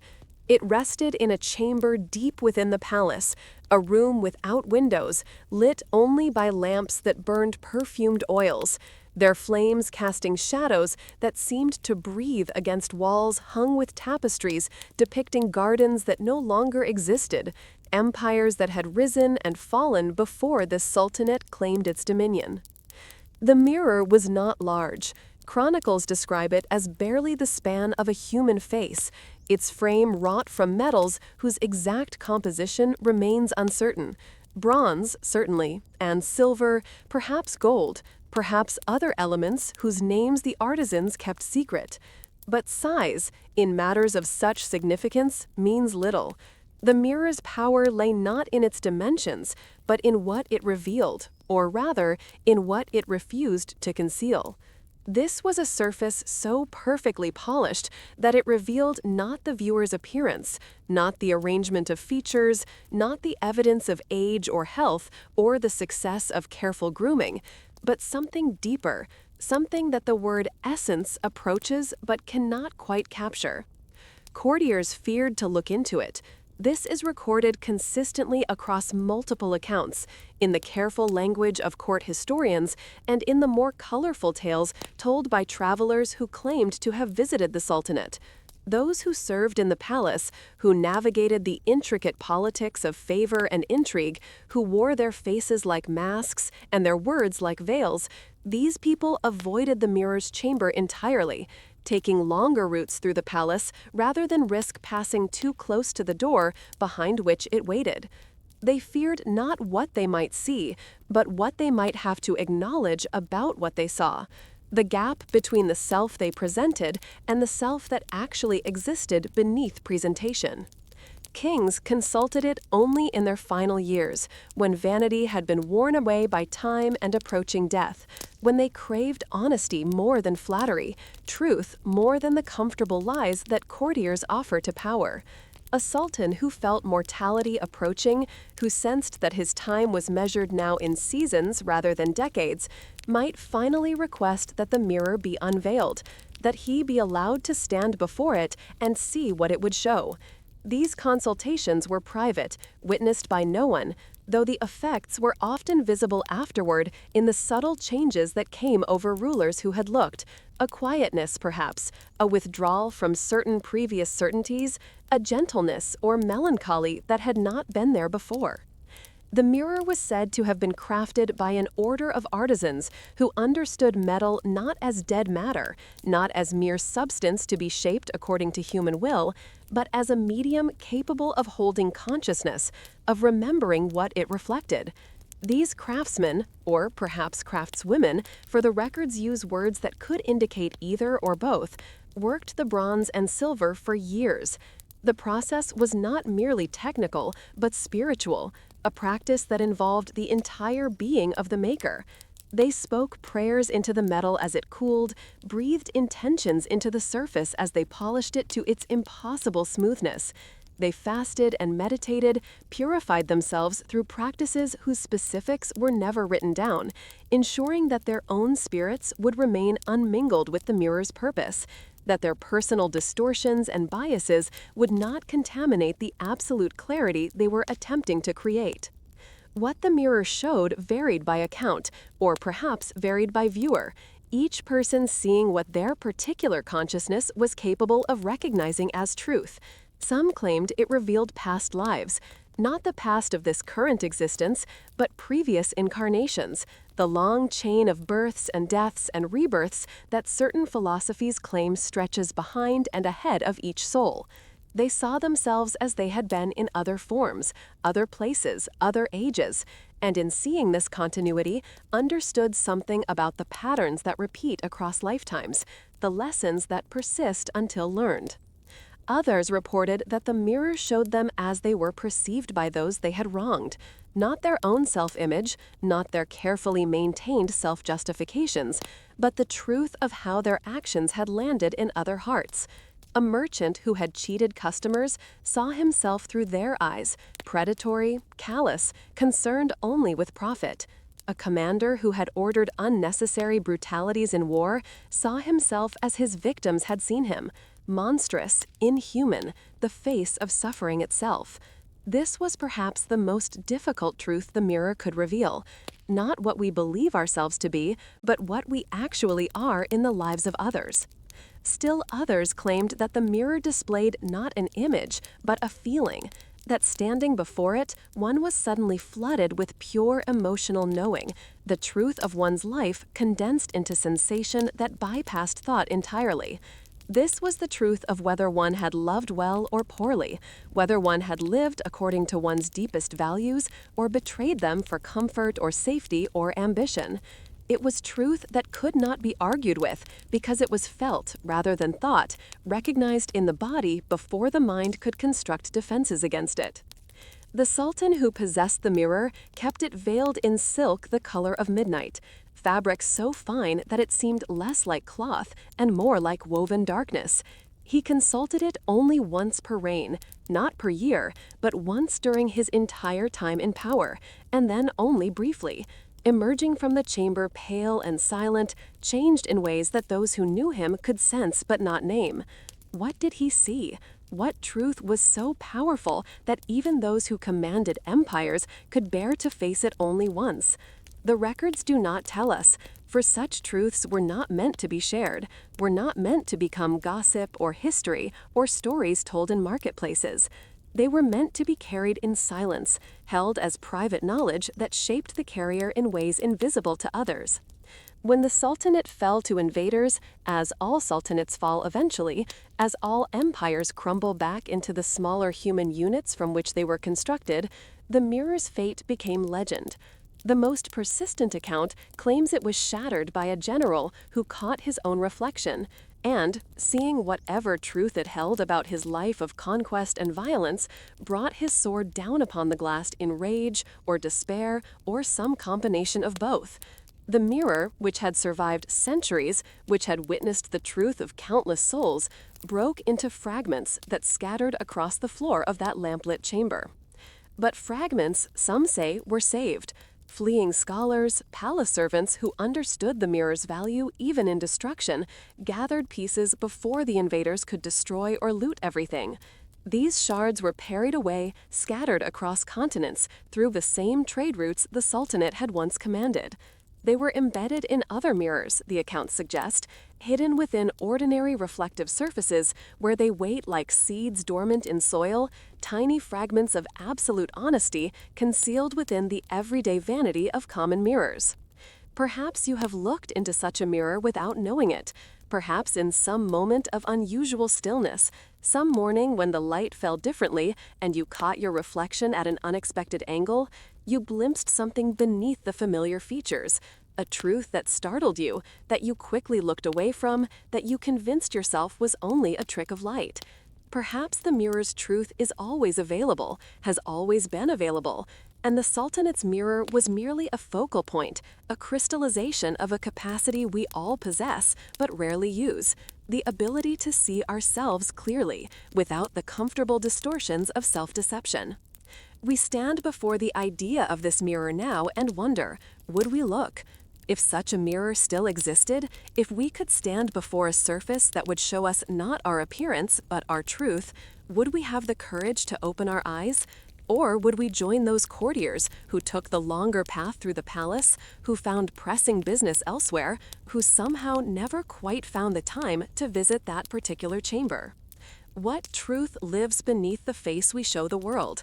Beneath the carefully constructed persona, beneath the stories we tell ourselves about who we are and why we do what we do, what reality actually exists? The question is uncomfortable because we sense that we already know the answer, that in moments of deep honesty, in the middle of sleepless nights, in the stillness after meditation, in the clarity that sometimes comes in the space between major life events, we catch glimpses of this truth without need of any mirror. In stillness, without glass or silver, without any external reflection at all, perhaps we already know. Perhaps the mirror was never about seeing something new, but about removing our ability to look away from what we have always seen, but pretended not to notice. Perhaps its power lay not in revealing, but in making revelation unavoidable, in creating a moment where truth could not be deferred or denied or draped again in the comfortable silk of self-deception. The mirror is gone, shattered or hidden or transformed into fragments too small to reflect anything whole.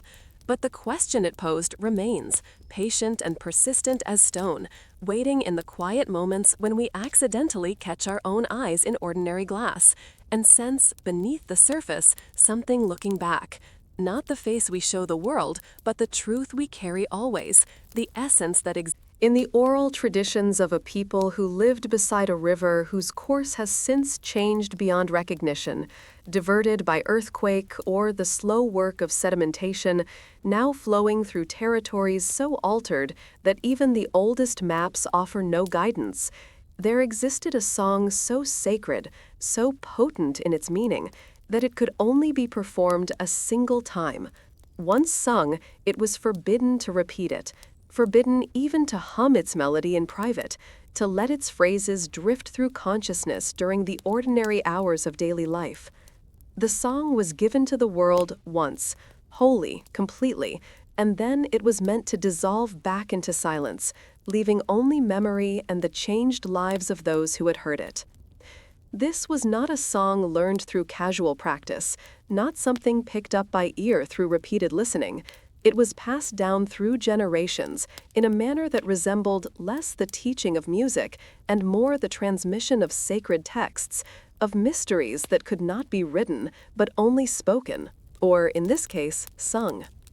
The passing of the song occurred in darkness, literal darkness, in chambers or caves where no light entered, where the teacher and student sat facing each other, though neither could see the other's face. One voice to one voice, breath to breath, the song was given over in a ritual that took years to complete.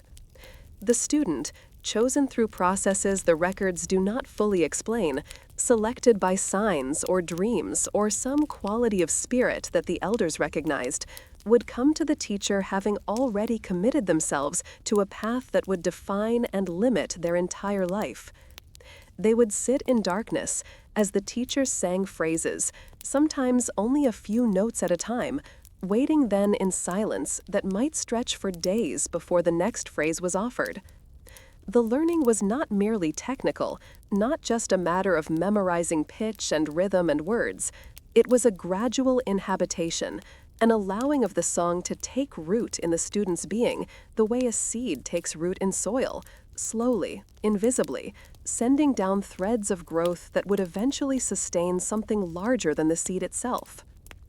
The song itself was said to contain the entire history of the people who sang it, not history as we typically understand it, dates and events arranged in chronological order, facts and figures and the names of rulers, but history as lived experience, as collective memory, as the accumulated weight of generations. Every migration undertaken by the people, every river crossed and mountain climbed, and territory settled and then abandoned when circumstances demanded. Every ancestor worth remembering, their deeds compressed into melodic phrases, their wisdom encoded in intervals and cadences. Every grief and joy the people had known, every triumph and tragedy, every moment when the community stood at a threshold and chose one path over another. All of this was woven into the song's structure, into its rises and falls, its moments of dissonance and resolution, its passages that mimicked the sounds of wind or water, or the particular cry of a bird that had guided them during a crucial migration. To sing it was to become the vessel of collective memory, to carry centuries in your throat, to allow the voices of the long dead to speak through you, to make yourself transparent to the accumulated experience of everyone who had come before. The chosen singer prepared for months, sometimes years, before the night of performance. They fasted, reducing food intake until their body felt light, untethered, as if it might float away if not anchored by the song's gravity. They dreamed, and their dreams were attended to by elders who interpreted them for signs that the song was taking hold, that the boundary between the singer's individual identity and the collective memory they would channel was beginning to dissolve. They withdrew from ordinary life, from the daily concerns that occupy most human attention, allowing the song to inhabit them fully before the night when they would give it to the world. When finally the time came to sing, and this was determined by celestial conditions, during the conjunction of certain stars that returned to specific alignment only at long intervals, sometimes decades apart, the entire community would gather. The song would begin after sunset and last until dawn, 7 hours of continuous music that required the singer to enter a trance state, a place beyond exhaustion where the boundary between self and song dissolved completely. They would sing through the darkest hours, their voice the only sound in a silence that felt less like absence and more like presence, like the gathered attention of all those ancestors whose stories lived in the melody. Those who witnessed such performances and the accounts that survive are fragmented, translated multiple times, filtered through the understanding of observers who did not share the original culture's framework, describe a transformation that occurred in the singer as the night progressed. The voice that began as recognizably human gradually took on qualities that seemed to come from elsewhere, as if the singer had become a channel through which something larger was flowing. The community listening would weep or laugh or sit in stunned silence as the song moved through its movements, recognizing in the music their own stories, their own ancestry, their own place in the long thread of continuity that connected past to present. All of this was woven into the song's structure, into its rises and falls, its moments of dissonance and resolution, its passages that mimicked the sounds of wind or water, or the particular cry of a bird that had guided them during a crucial migration. To sing it was to become the vessel of collective memory, to carry centuries in your throat, to allow the voices of the long dead to speak through you, to make yourself transparent to the accumulated experience of everyone who had come before. The chosen singer prepared for months, sometimes years, before the night of performance. They fasted, reducing food intake until their body felt light, untethered, as if it might float away if not anchored by the song's gravity. They dreamed, and their dreams were attended to by elders who interpreted them for signs that the song was taking hold, that the boundary between the singer's individual identity and the collective memory they would channel was beginning to dissolve. They withdrew from ordinary life, from the daily concerns that occupy most human attention, allowing the song to inhabit them fully before the night when they would give it to the world. When finally the time came to sing, and this was determined by celestial conditions, during the conjunction of certain stars that returned to specific alignment only at long intervals, sometimes decades apart, the entire community would gather. The song would begin after sunset and last until dawn, 7 hours of continuous music that required the singer to enter a trance state, a place beyond exhaustion where the boundary between self and song dissolved completely. They would sing through the darkest hours, their voice the only sound in a silence that felt less like absence and more like presence, like the gathered attention of all those ancestors whose stories lived in the melody. Those who witnessed such performances and the accounts that survive are fragmented, translated multiple times, filtered through the understanding of observers who did not share the original culture's framework, describe a transformation that occurred in the singer as the night progressed. The voice that began as recognizably human gradually took on qualities that seemed to come from elsewhere, as if the singer had become a channel through which something larger was flowing.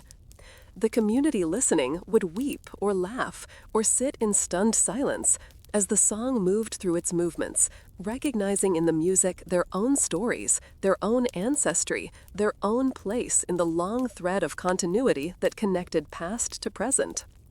All of this was woven into the song's structure, into its rises and falls, its moments of dissonance and resolution, its passages that mimicked the sounds of wind or water, or the particular cry of a bird that had guided them during a crucial migration. To sing it was to become the vessel of collective memory, to carry centuries in your throat, to allow the voices of the long dead to speak through you, to make yourself transparent to the accumulated experience of everyone who had come before. The chosen singer prepared for months, sometimes years, before the night of performance. They fasted, reducing food intake until their body felt light, untethered, as if it might float away if not anchored by the song's gravity. They dreamed, and their dreams were attended to by elders who interpreted them for signs that the song was taking hold, that the boundary between the singer's individual identity and the collective memory they would channel was beginning to dissolve.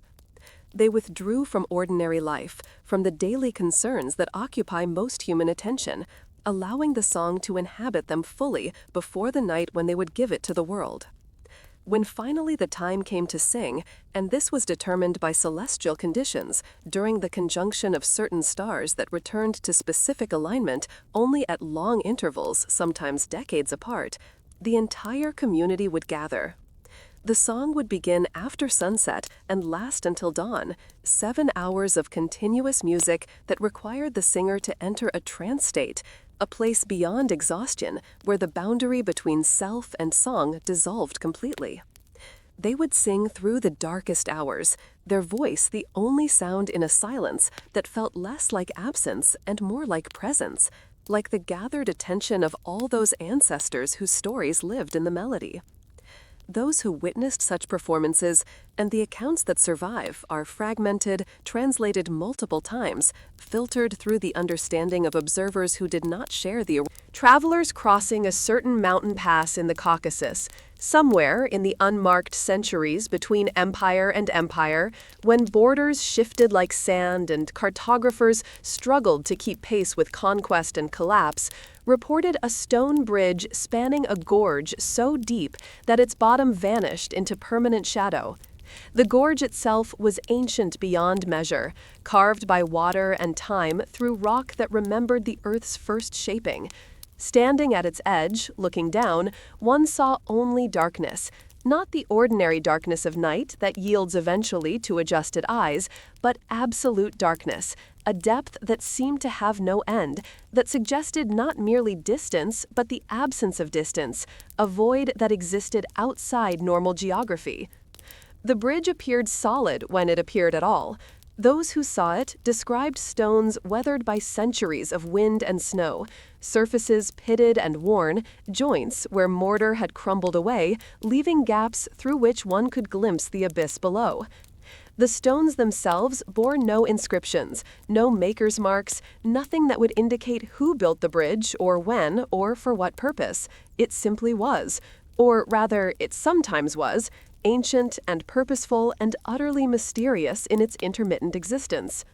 For the bridge could only be crossed during the brief minutes of twilight, those liminal moments between day and night when the world holds its breath, when the light is neither bright nor dark, but something else entirely, something that belongs to neither realm but partakes of both.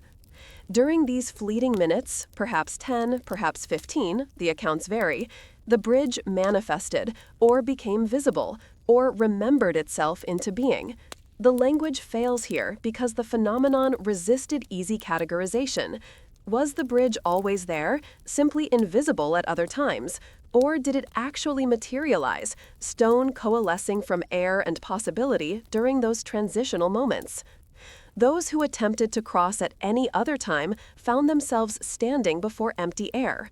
In full daylight, with the sun illuminating every detail of the mountain pass, travelers would reach the gorge's edge and see only the chasm, the impossible distance to the other side, the absence of any means to cross.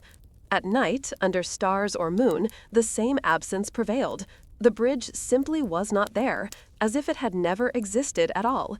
And yet, travelers would wait, sometimes for days, camping at the gorge's edge, timing their crossing attempt to those precious minutes of dusk when the light turned amber and blue and violet, when shadows grew long and uncertain, when the boundary between seeing and not seeing became permeable. The bridge obeyed no will, no prayer, no amount of gold offered to local guides, who knew of its existence but would not approach it even at the proper hour.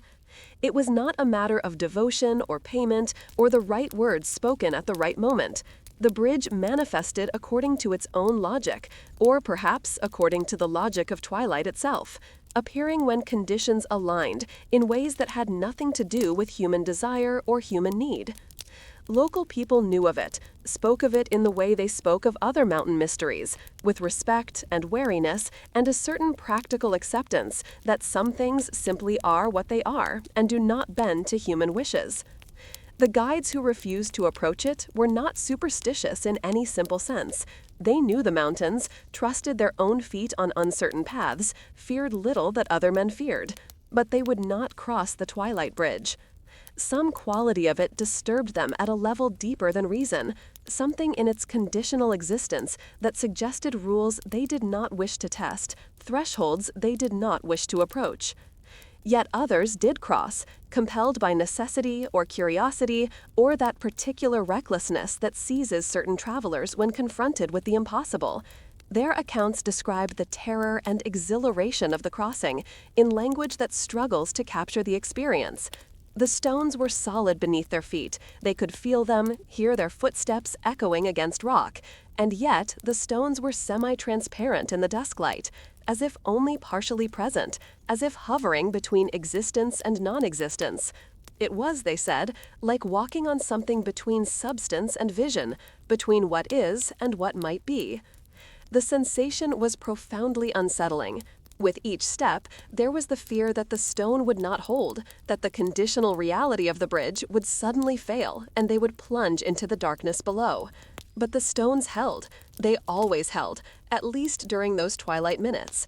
The bridge kept faith with those who trusted it, though it offered no promises, no guarantees, no reassurance beyond the simple fact of its temporary presence. Some who crossed reported feeling observed during the journey, not by eyes, for there was no one else on the bridge, no watchers on either side of the gorge, but by the attention of the gorge itself, as if the empty space was conscious and considering them.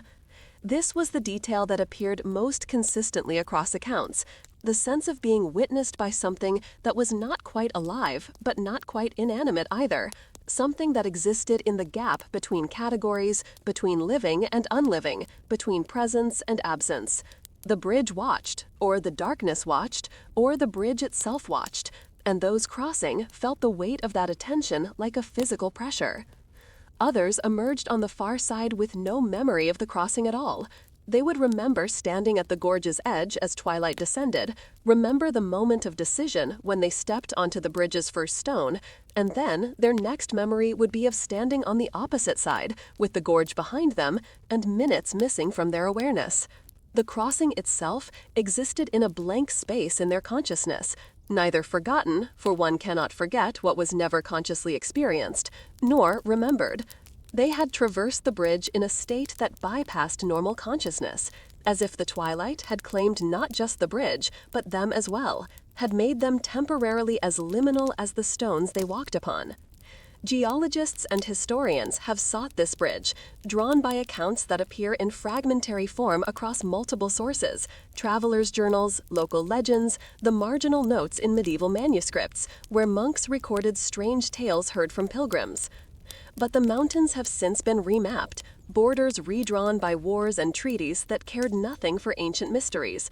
Trails have been altered by rockslide and erosion, by the patient work of weather wearing away paths and landmarks. The mountain pass where the bridge supposedly exists, or exists still, cannot be definitively located. The gorge might be any of a dozen gorges in that region, or it might be none of them, hidden by some quality of geography or perception that keeps it separate from the mapped world. The bridge, if it still spans that gorge, waits for twilight and for travelers willing to trust their weight to stone that may or may not remember solidness. It continues its existence or non-existence or conditional existence, indifferent to whether humans find it, unconcerned with whether we believe in it. The bridge does not need our faith. It simply is, during those brief minutes when the light turns strange and the world becomes uncertain, when the boundaries we trust begin to blur. We linger in this thought as the day's last light fades. What if the world is full of such conditional realities? What if the solid certainty we take for granted is actually provisional, dependent on conditions we rarely notice: the quality of light, the angle of our attention, the state of consciousness we bring to seeing? What if presence itself is subject to these subtle variations, and the world we experience is only one version among many possible configurations? The Twilight Bridge suggests that reality is more flexible than we imagine, that the universe contains spaces and structures that exist only under certain conditions, that manifest only when particular alignments occur. Between day and night, in those transitional moments we usually hurry through on our way from light to darkness or darkness to light, other possibilities emerge. Bridges that exist and don't exist, passages that open and close, thresholds that appear for moments and then vanish, leaving only the memory of having briefly been visible. Between sleep and waking, we cross similar bridges every day. That liminal space where dreams bleed into consciousness, where we are neither fully asleep nor fully awake, but suspended between states, is that not its own kind of twilight, its own conditional reality? In that space, we sometimes remember impossible things, sense presences we cannot name, walk across distances that should not be traversable. And then we wake fully, and the bridges dissolve, and we find ourselves on the other side of the night with hours missing from our clear awareness, remembering only fragments of the crossing. What bridges might appear in the twilight of consciousness? What gorges might we span when the light is neither day nor night, but something else entirely, something that exists only in transition? The stone bridge in the Caucasus, real or metaphorical, or somehow both, suggests that we are surrounded by such possibilities, that the world we think we know is only one layer of a more complex reality that reveals itself in moments of uncertain light, in the spaces between certainties. The bridge waits, or does not wait, for waiting implies time and expectation, and the bridge seems to exist outside such concerns. It simply is when twilight is, appearing as naturally as stars appear when darkness comes, as inevitable and as temporary as the quality of light that calls it into being. And perhaps that is enough, to know that somewhere, in mountains that may or may not still be findable, in twilight that arrives every evening whether we notice or not, a bridge spans an abyss, solid and transparent, present and absent, carrying travelers across distances that cannot be measured in normal terms, asking only that we trust the conditional nature of all existence, the way everything we think is solid. In a monastery on an island that appears on some maps and not others, an island whose location shifts depending on which cartographer you consult, which centuries charts you examine, as if geography itself cannot quite agree on where this place exists or whether it exists at all, there was kept a codex that confounded every scribe who attempted to copy it.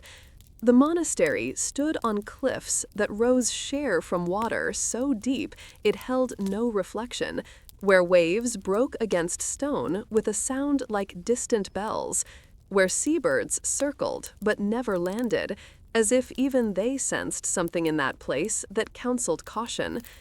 The book rested in the monastery's library, bound in leather so old it had turned to something like stone, its surface cracked and darkened until it resembled the bark of trees that have survived centuries of weather and fire. The binding creaked when opened, releasing a scent that scholars who encountered it struggled to describe. Not decay exactly, but something older than decay, something that suggested time itself had a smell, dusty and mineral and faintly sweet, like air trapped in sealed chambers since before living memory began. The codex contained a text that changed each time it was read, not metaphorically, not through the usual way that reading transforms, depending on what the reader brings to the page, what experiences color their interpretation. This was something else entirely. The words themselves shifted. Sentences rearranged their order between one reading and the next. Chapters appeared and disappeared like thoughts half remembered, present one day and absent the next, leaving only a vague sense of having existed, like the memory of a dream that dissolves upon waking. Scribes who attempted to copy the book, those patient monks whose task was to preserve knowledge through the careful work of reproduction, who spent lifetimes bent over vellum with quill and ink, found themselves unable to complete the task. They would copy a page with meticulous attention, every letter formed precisely, every diacritical mark placed exactly where it appeared in the original. Then they would return the next day to continue their work and find that the page they had just copied no longer matched their transcription. The words had changed. The sentences had reorganized themselves. The text they had recorded yesterday was accurate to yesterday's book, but today's book contained different words, different meanings, different truths. Some scribes, confronting this impossibility, concluded they had made errors in their copying, that their attention had failed, despite their best intentions. They would begin again, working with even greater care, checking and rechecking each word against the original. But the problem persisted. The book would not stay still long enough to be captured. It was like trying to copy the surface of water, to transcribe a reflection that shifted with every passing cloud. The book was written in a language that resembled Latin, but contained grammatical structures that seemed to come from no known tongue. There were declensions that suggested relationships between words that Latin did not accommodate, tenses that implied temporal states more complex than past, present, and future. There were symbols scattered throughout the text that might have been letters or might have been something else. Diagrams of states of mind, perhaps, or maps of consciousness, or notations for experiences that language had not yet evolved words to describe. Scholars who studied the book reported phenomena that should not have been possible. The book seemed to respond to the questions they brought to it, to become different depending on who opened its pages and what they sought. A philosopher interested in the nature of time would find, upon opening the codex, treatises on temporal theory, not generic explorations, but arguments that directly addressed the specific paradoxes that had troubled the philosopher's thinking, that seemed somehow aware of the particular intellectual knots the reader was trying to untangle. A poet discovered verses that seemed to anticipate the private symbols of their unpublished work, images they had used in poems shown to no one, metaphors they had developed in solitude and never spoken aloud. The verses in the book felt like meeting one's own thoughts in another's handwriting, like discovering that someone else had been walking the same interior landscapes, seeing the same internal architecture. Most disturbing was the account of a grieving widow who came to the monastery seeking solace in scholarship, in the distraction of ancient texts. She was given access to the codex, and for 3 nights she read what appeared to be letters from her deceased husband.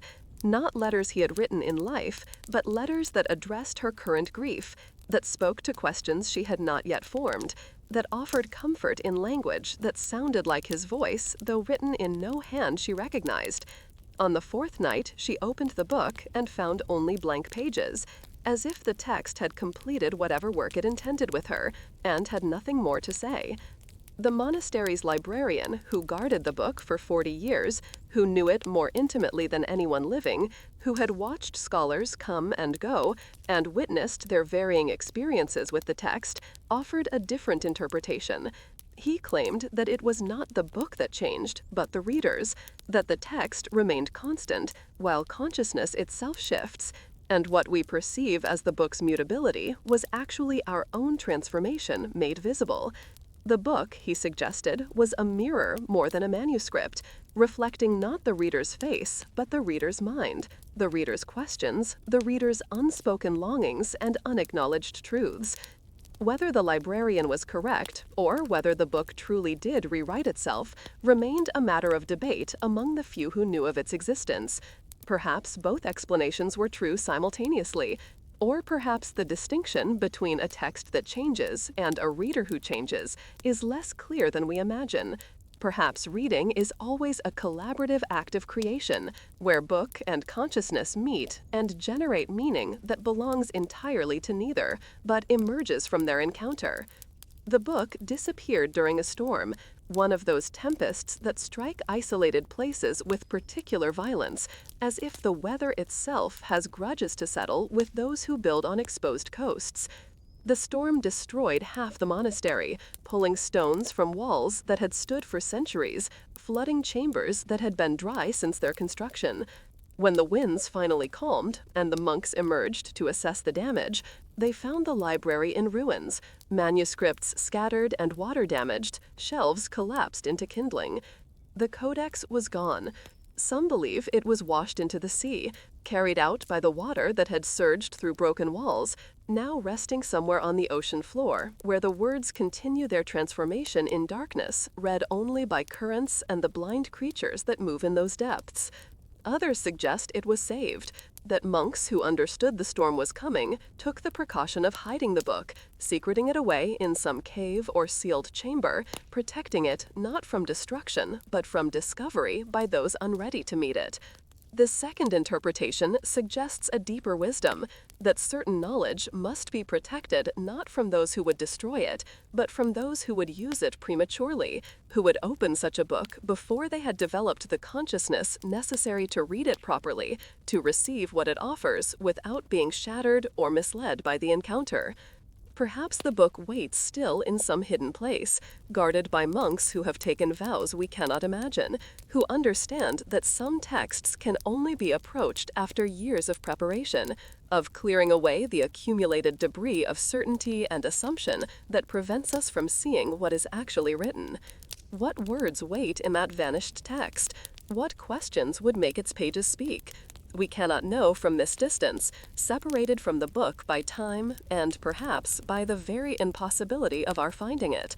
But perhaps the separation is itself instructive, teaching us something about the relationship between seeking and finding, between question and answer. In the space between sleeping and reading, perhaps we approach such a book every night, the chronicle that adjusts itself to our deepest asking. Dreams, after all, behave much like that codex. They change with each encounter, respond to what we bring to them, show us what we need to see rather than what we expect, refuse to be captured or transcribed with any completeness. We wake from dreams with the sense of having read something profound, of having encountered truths that felt absolute in the moment of dreaming, but when we try to record them, to pin them down in the language of waking, they shift and dissolve and transform into something else entirely. Perhaps consciousness itself is such a book, a text that rewrites itself continuously, that responds to our attention by becoming what we need it to become, that refuses to hold still long enough for us to claim we have understood it completely. Perhaps the act of being aware is the act of reading a book that changes with each reading, that never repeats itself exactly, that offers different truths depending on what questions we bring, what preparation we have done, what capacity we have developed for receiving what cannot be captured in fixed words. The island remains on some maps and vanishes from others. The monastery stands or has fallen. Sources conflict. The book is lost, or hidden, or resting at the bottom of the sea. But the idea of the book persists. a text that meets consciousness rather than merely being consumed by it, that engages in dialogue rather than monologue, that honors the truth that meaning is not fixed but emergent, not possessed but participated in. What would you find if you opened such a book? What questions would you bring to pages that respond to asking? In the quiet before sleep, at the precise center of an ancient kingdom whose borders shifted like water across centuries, expanding and contracting with the tides of conquest and treaty, prosperity and plague, there stood a temple dedicated to no god that priests in neighboring lands could name. Travelers who asked about the temple's deity received only silence or careful evasions, or answers so cryptic they seemed designed to confuse rather than illuminate. It is dedicated to what casts no shadow, one priest reportedly said. To the source before the reflection, said another. To the truth that light conceals, offered a third. These were not answers, but riddles wrapped in the language of paradox, suggesting that whatever was honored in that place existed beyond the comfortable categories of theology and worship. The temple itself was remarkable in its construction, built of stone cut with such precision that no mortar held the blocks together, only weight and angle and some understanding of balance that has since been lost to us. Engineers who have examined the ruins, or studied descriptions of the ruins, or attempted to reconstruct the temple's design from fragmentary accounts, speak with quiet awe of tolerances measured in fractions of millimeters, of stones weighing tons fitted together with gaps so small that a blade cannot be inserted between them. This was not primitive construction, but something else, a mastery of stone and physics that suggests knowledge we cannot easily access, that whispers of capabilities we have forgotten or never fully understood. But the temple's architecture, impressive though it was, served as mere prelude to its true mystery. What drew pilgrims and scholars from across known trade routes? What brought philosophers and mystics, and those hungry for experiences that transcended ordinary perception, was the behavior of shadows within the temple's central chamber. This room was not large, perhaps 20 feet across, circular, with walls that rose straight toward a domed ceiling.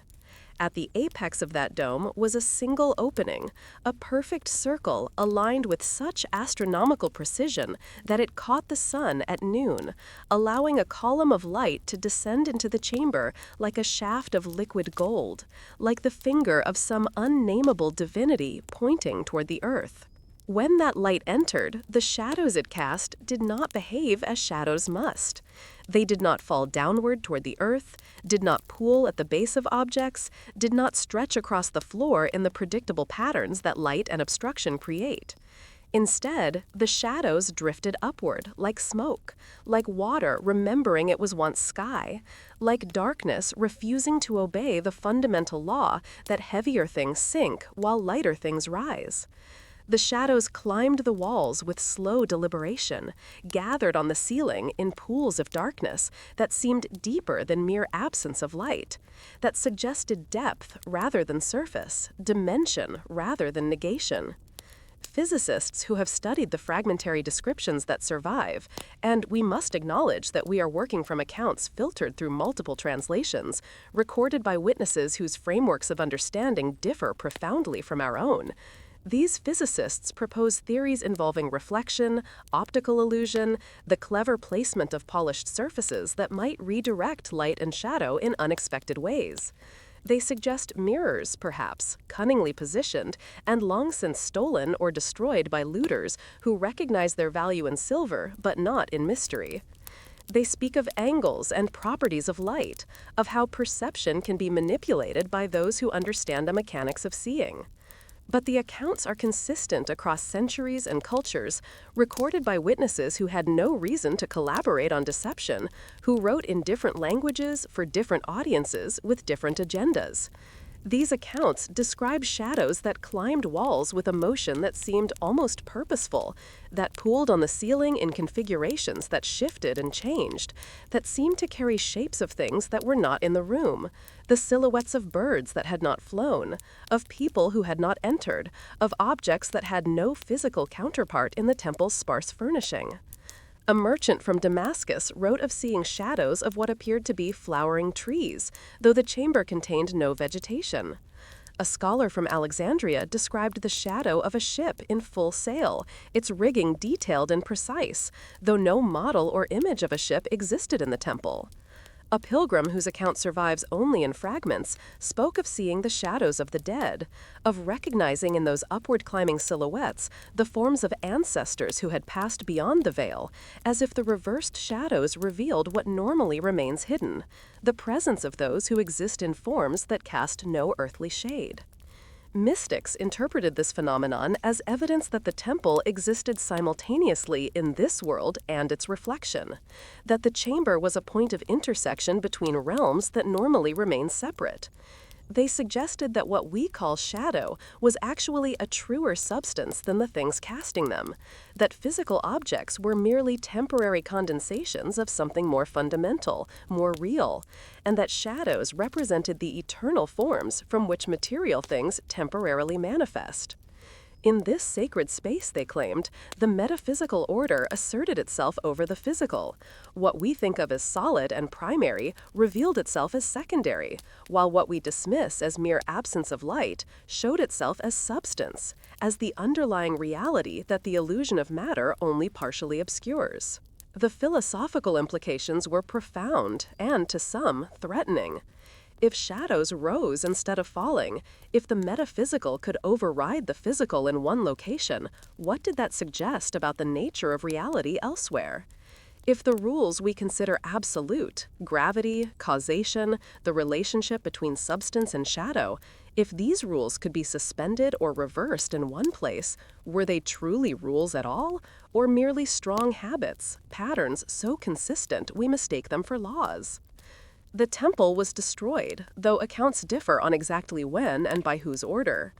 Some chronicles suggest it was demolished deliberately by an emperor who found its implications theologically intolerable, who saw in its reversed shadows a challenge to doctrines that required the physical world to be primary, matter to be the foundation from which spirit emerges rather than the other way around. The temple suggested an inversion of this hierarchy, a cosmos where what we think of as shadow and spirit and metaphysical abstraction was actually more real, more substantial than the material world we touch and measure and consider concrete.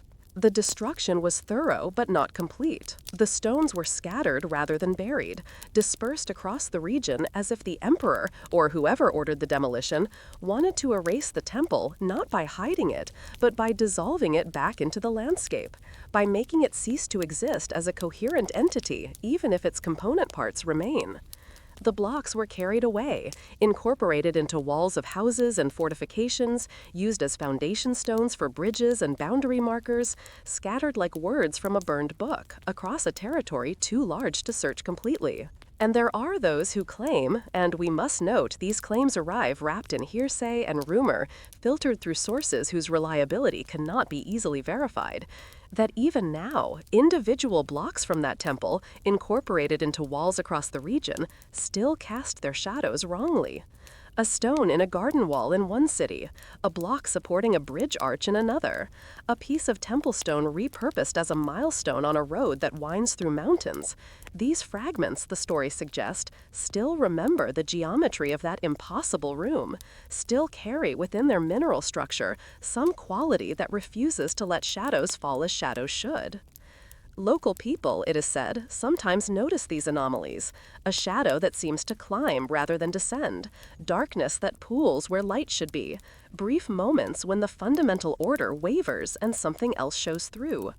Most dismiss these glimpses as tricks of light, as tired eyes, or too much wine, as the mind playing its ordinary games of misperception. But a few recognize what they are seeing, these scattered memories of the temple's truth. And they mark the locations, create informal maps that they do not share widely, that they pass along only to those who seem ready to understand. We close our eyes now and imagine standing in that chamber at noon, the single shaft of light descending from above, illuminating the circular space in that quality of brightness that makes seeing almost painful. We imagine looking down at the floor where our shadow should pool and seeing nothing there, and then slowly, with growing wonder or growing fear, looking up toward the ceiling and seeing our shadow there instead, our silhouette hovering above us, inverted, wrong, impossible, true. What if the truth of things ascends rather than fall? What if we have been reading signs upside down since the beginning, mistaking the fundamental directions, assuming that what is heavy and material descends while what is light and spiritual rises, when perhaps the opposite is true? What if matter falls while meaning rises, if substance sinks while significance soars, if the whole edifice of our understanding rests on an inversion we have never thought to question? The temple is gone, scattered into fragments that may or may not remember their purpose. The chamber where shadows climbed stands nowhere now, or stands in pieces everywhere, dissolved back into the raw material of walls and roads and foundations. Its concentrated mystery distributed so widely that it becomes nearly invisible, like salt dissolved in ocean, present everywhere and nowhere, impossible to recover in its original form. But perhaps that is the temple's final teaching, that truth does not require temples. Our journey ends here, but the stillness remains. As the story fades, I hope your thoughts become lighter, your breath slower, your body ready for deep, peaceful sleep. Thank you for listening to Twilight Tales. May your night be gentle, your dreams serene. Sleep well.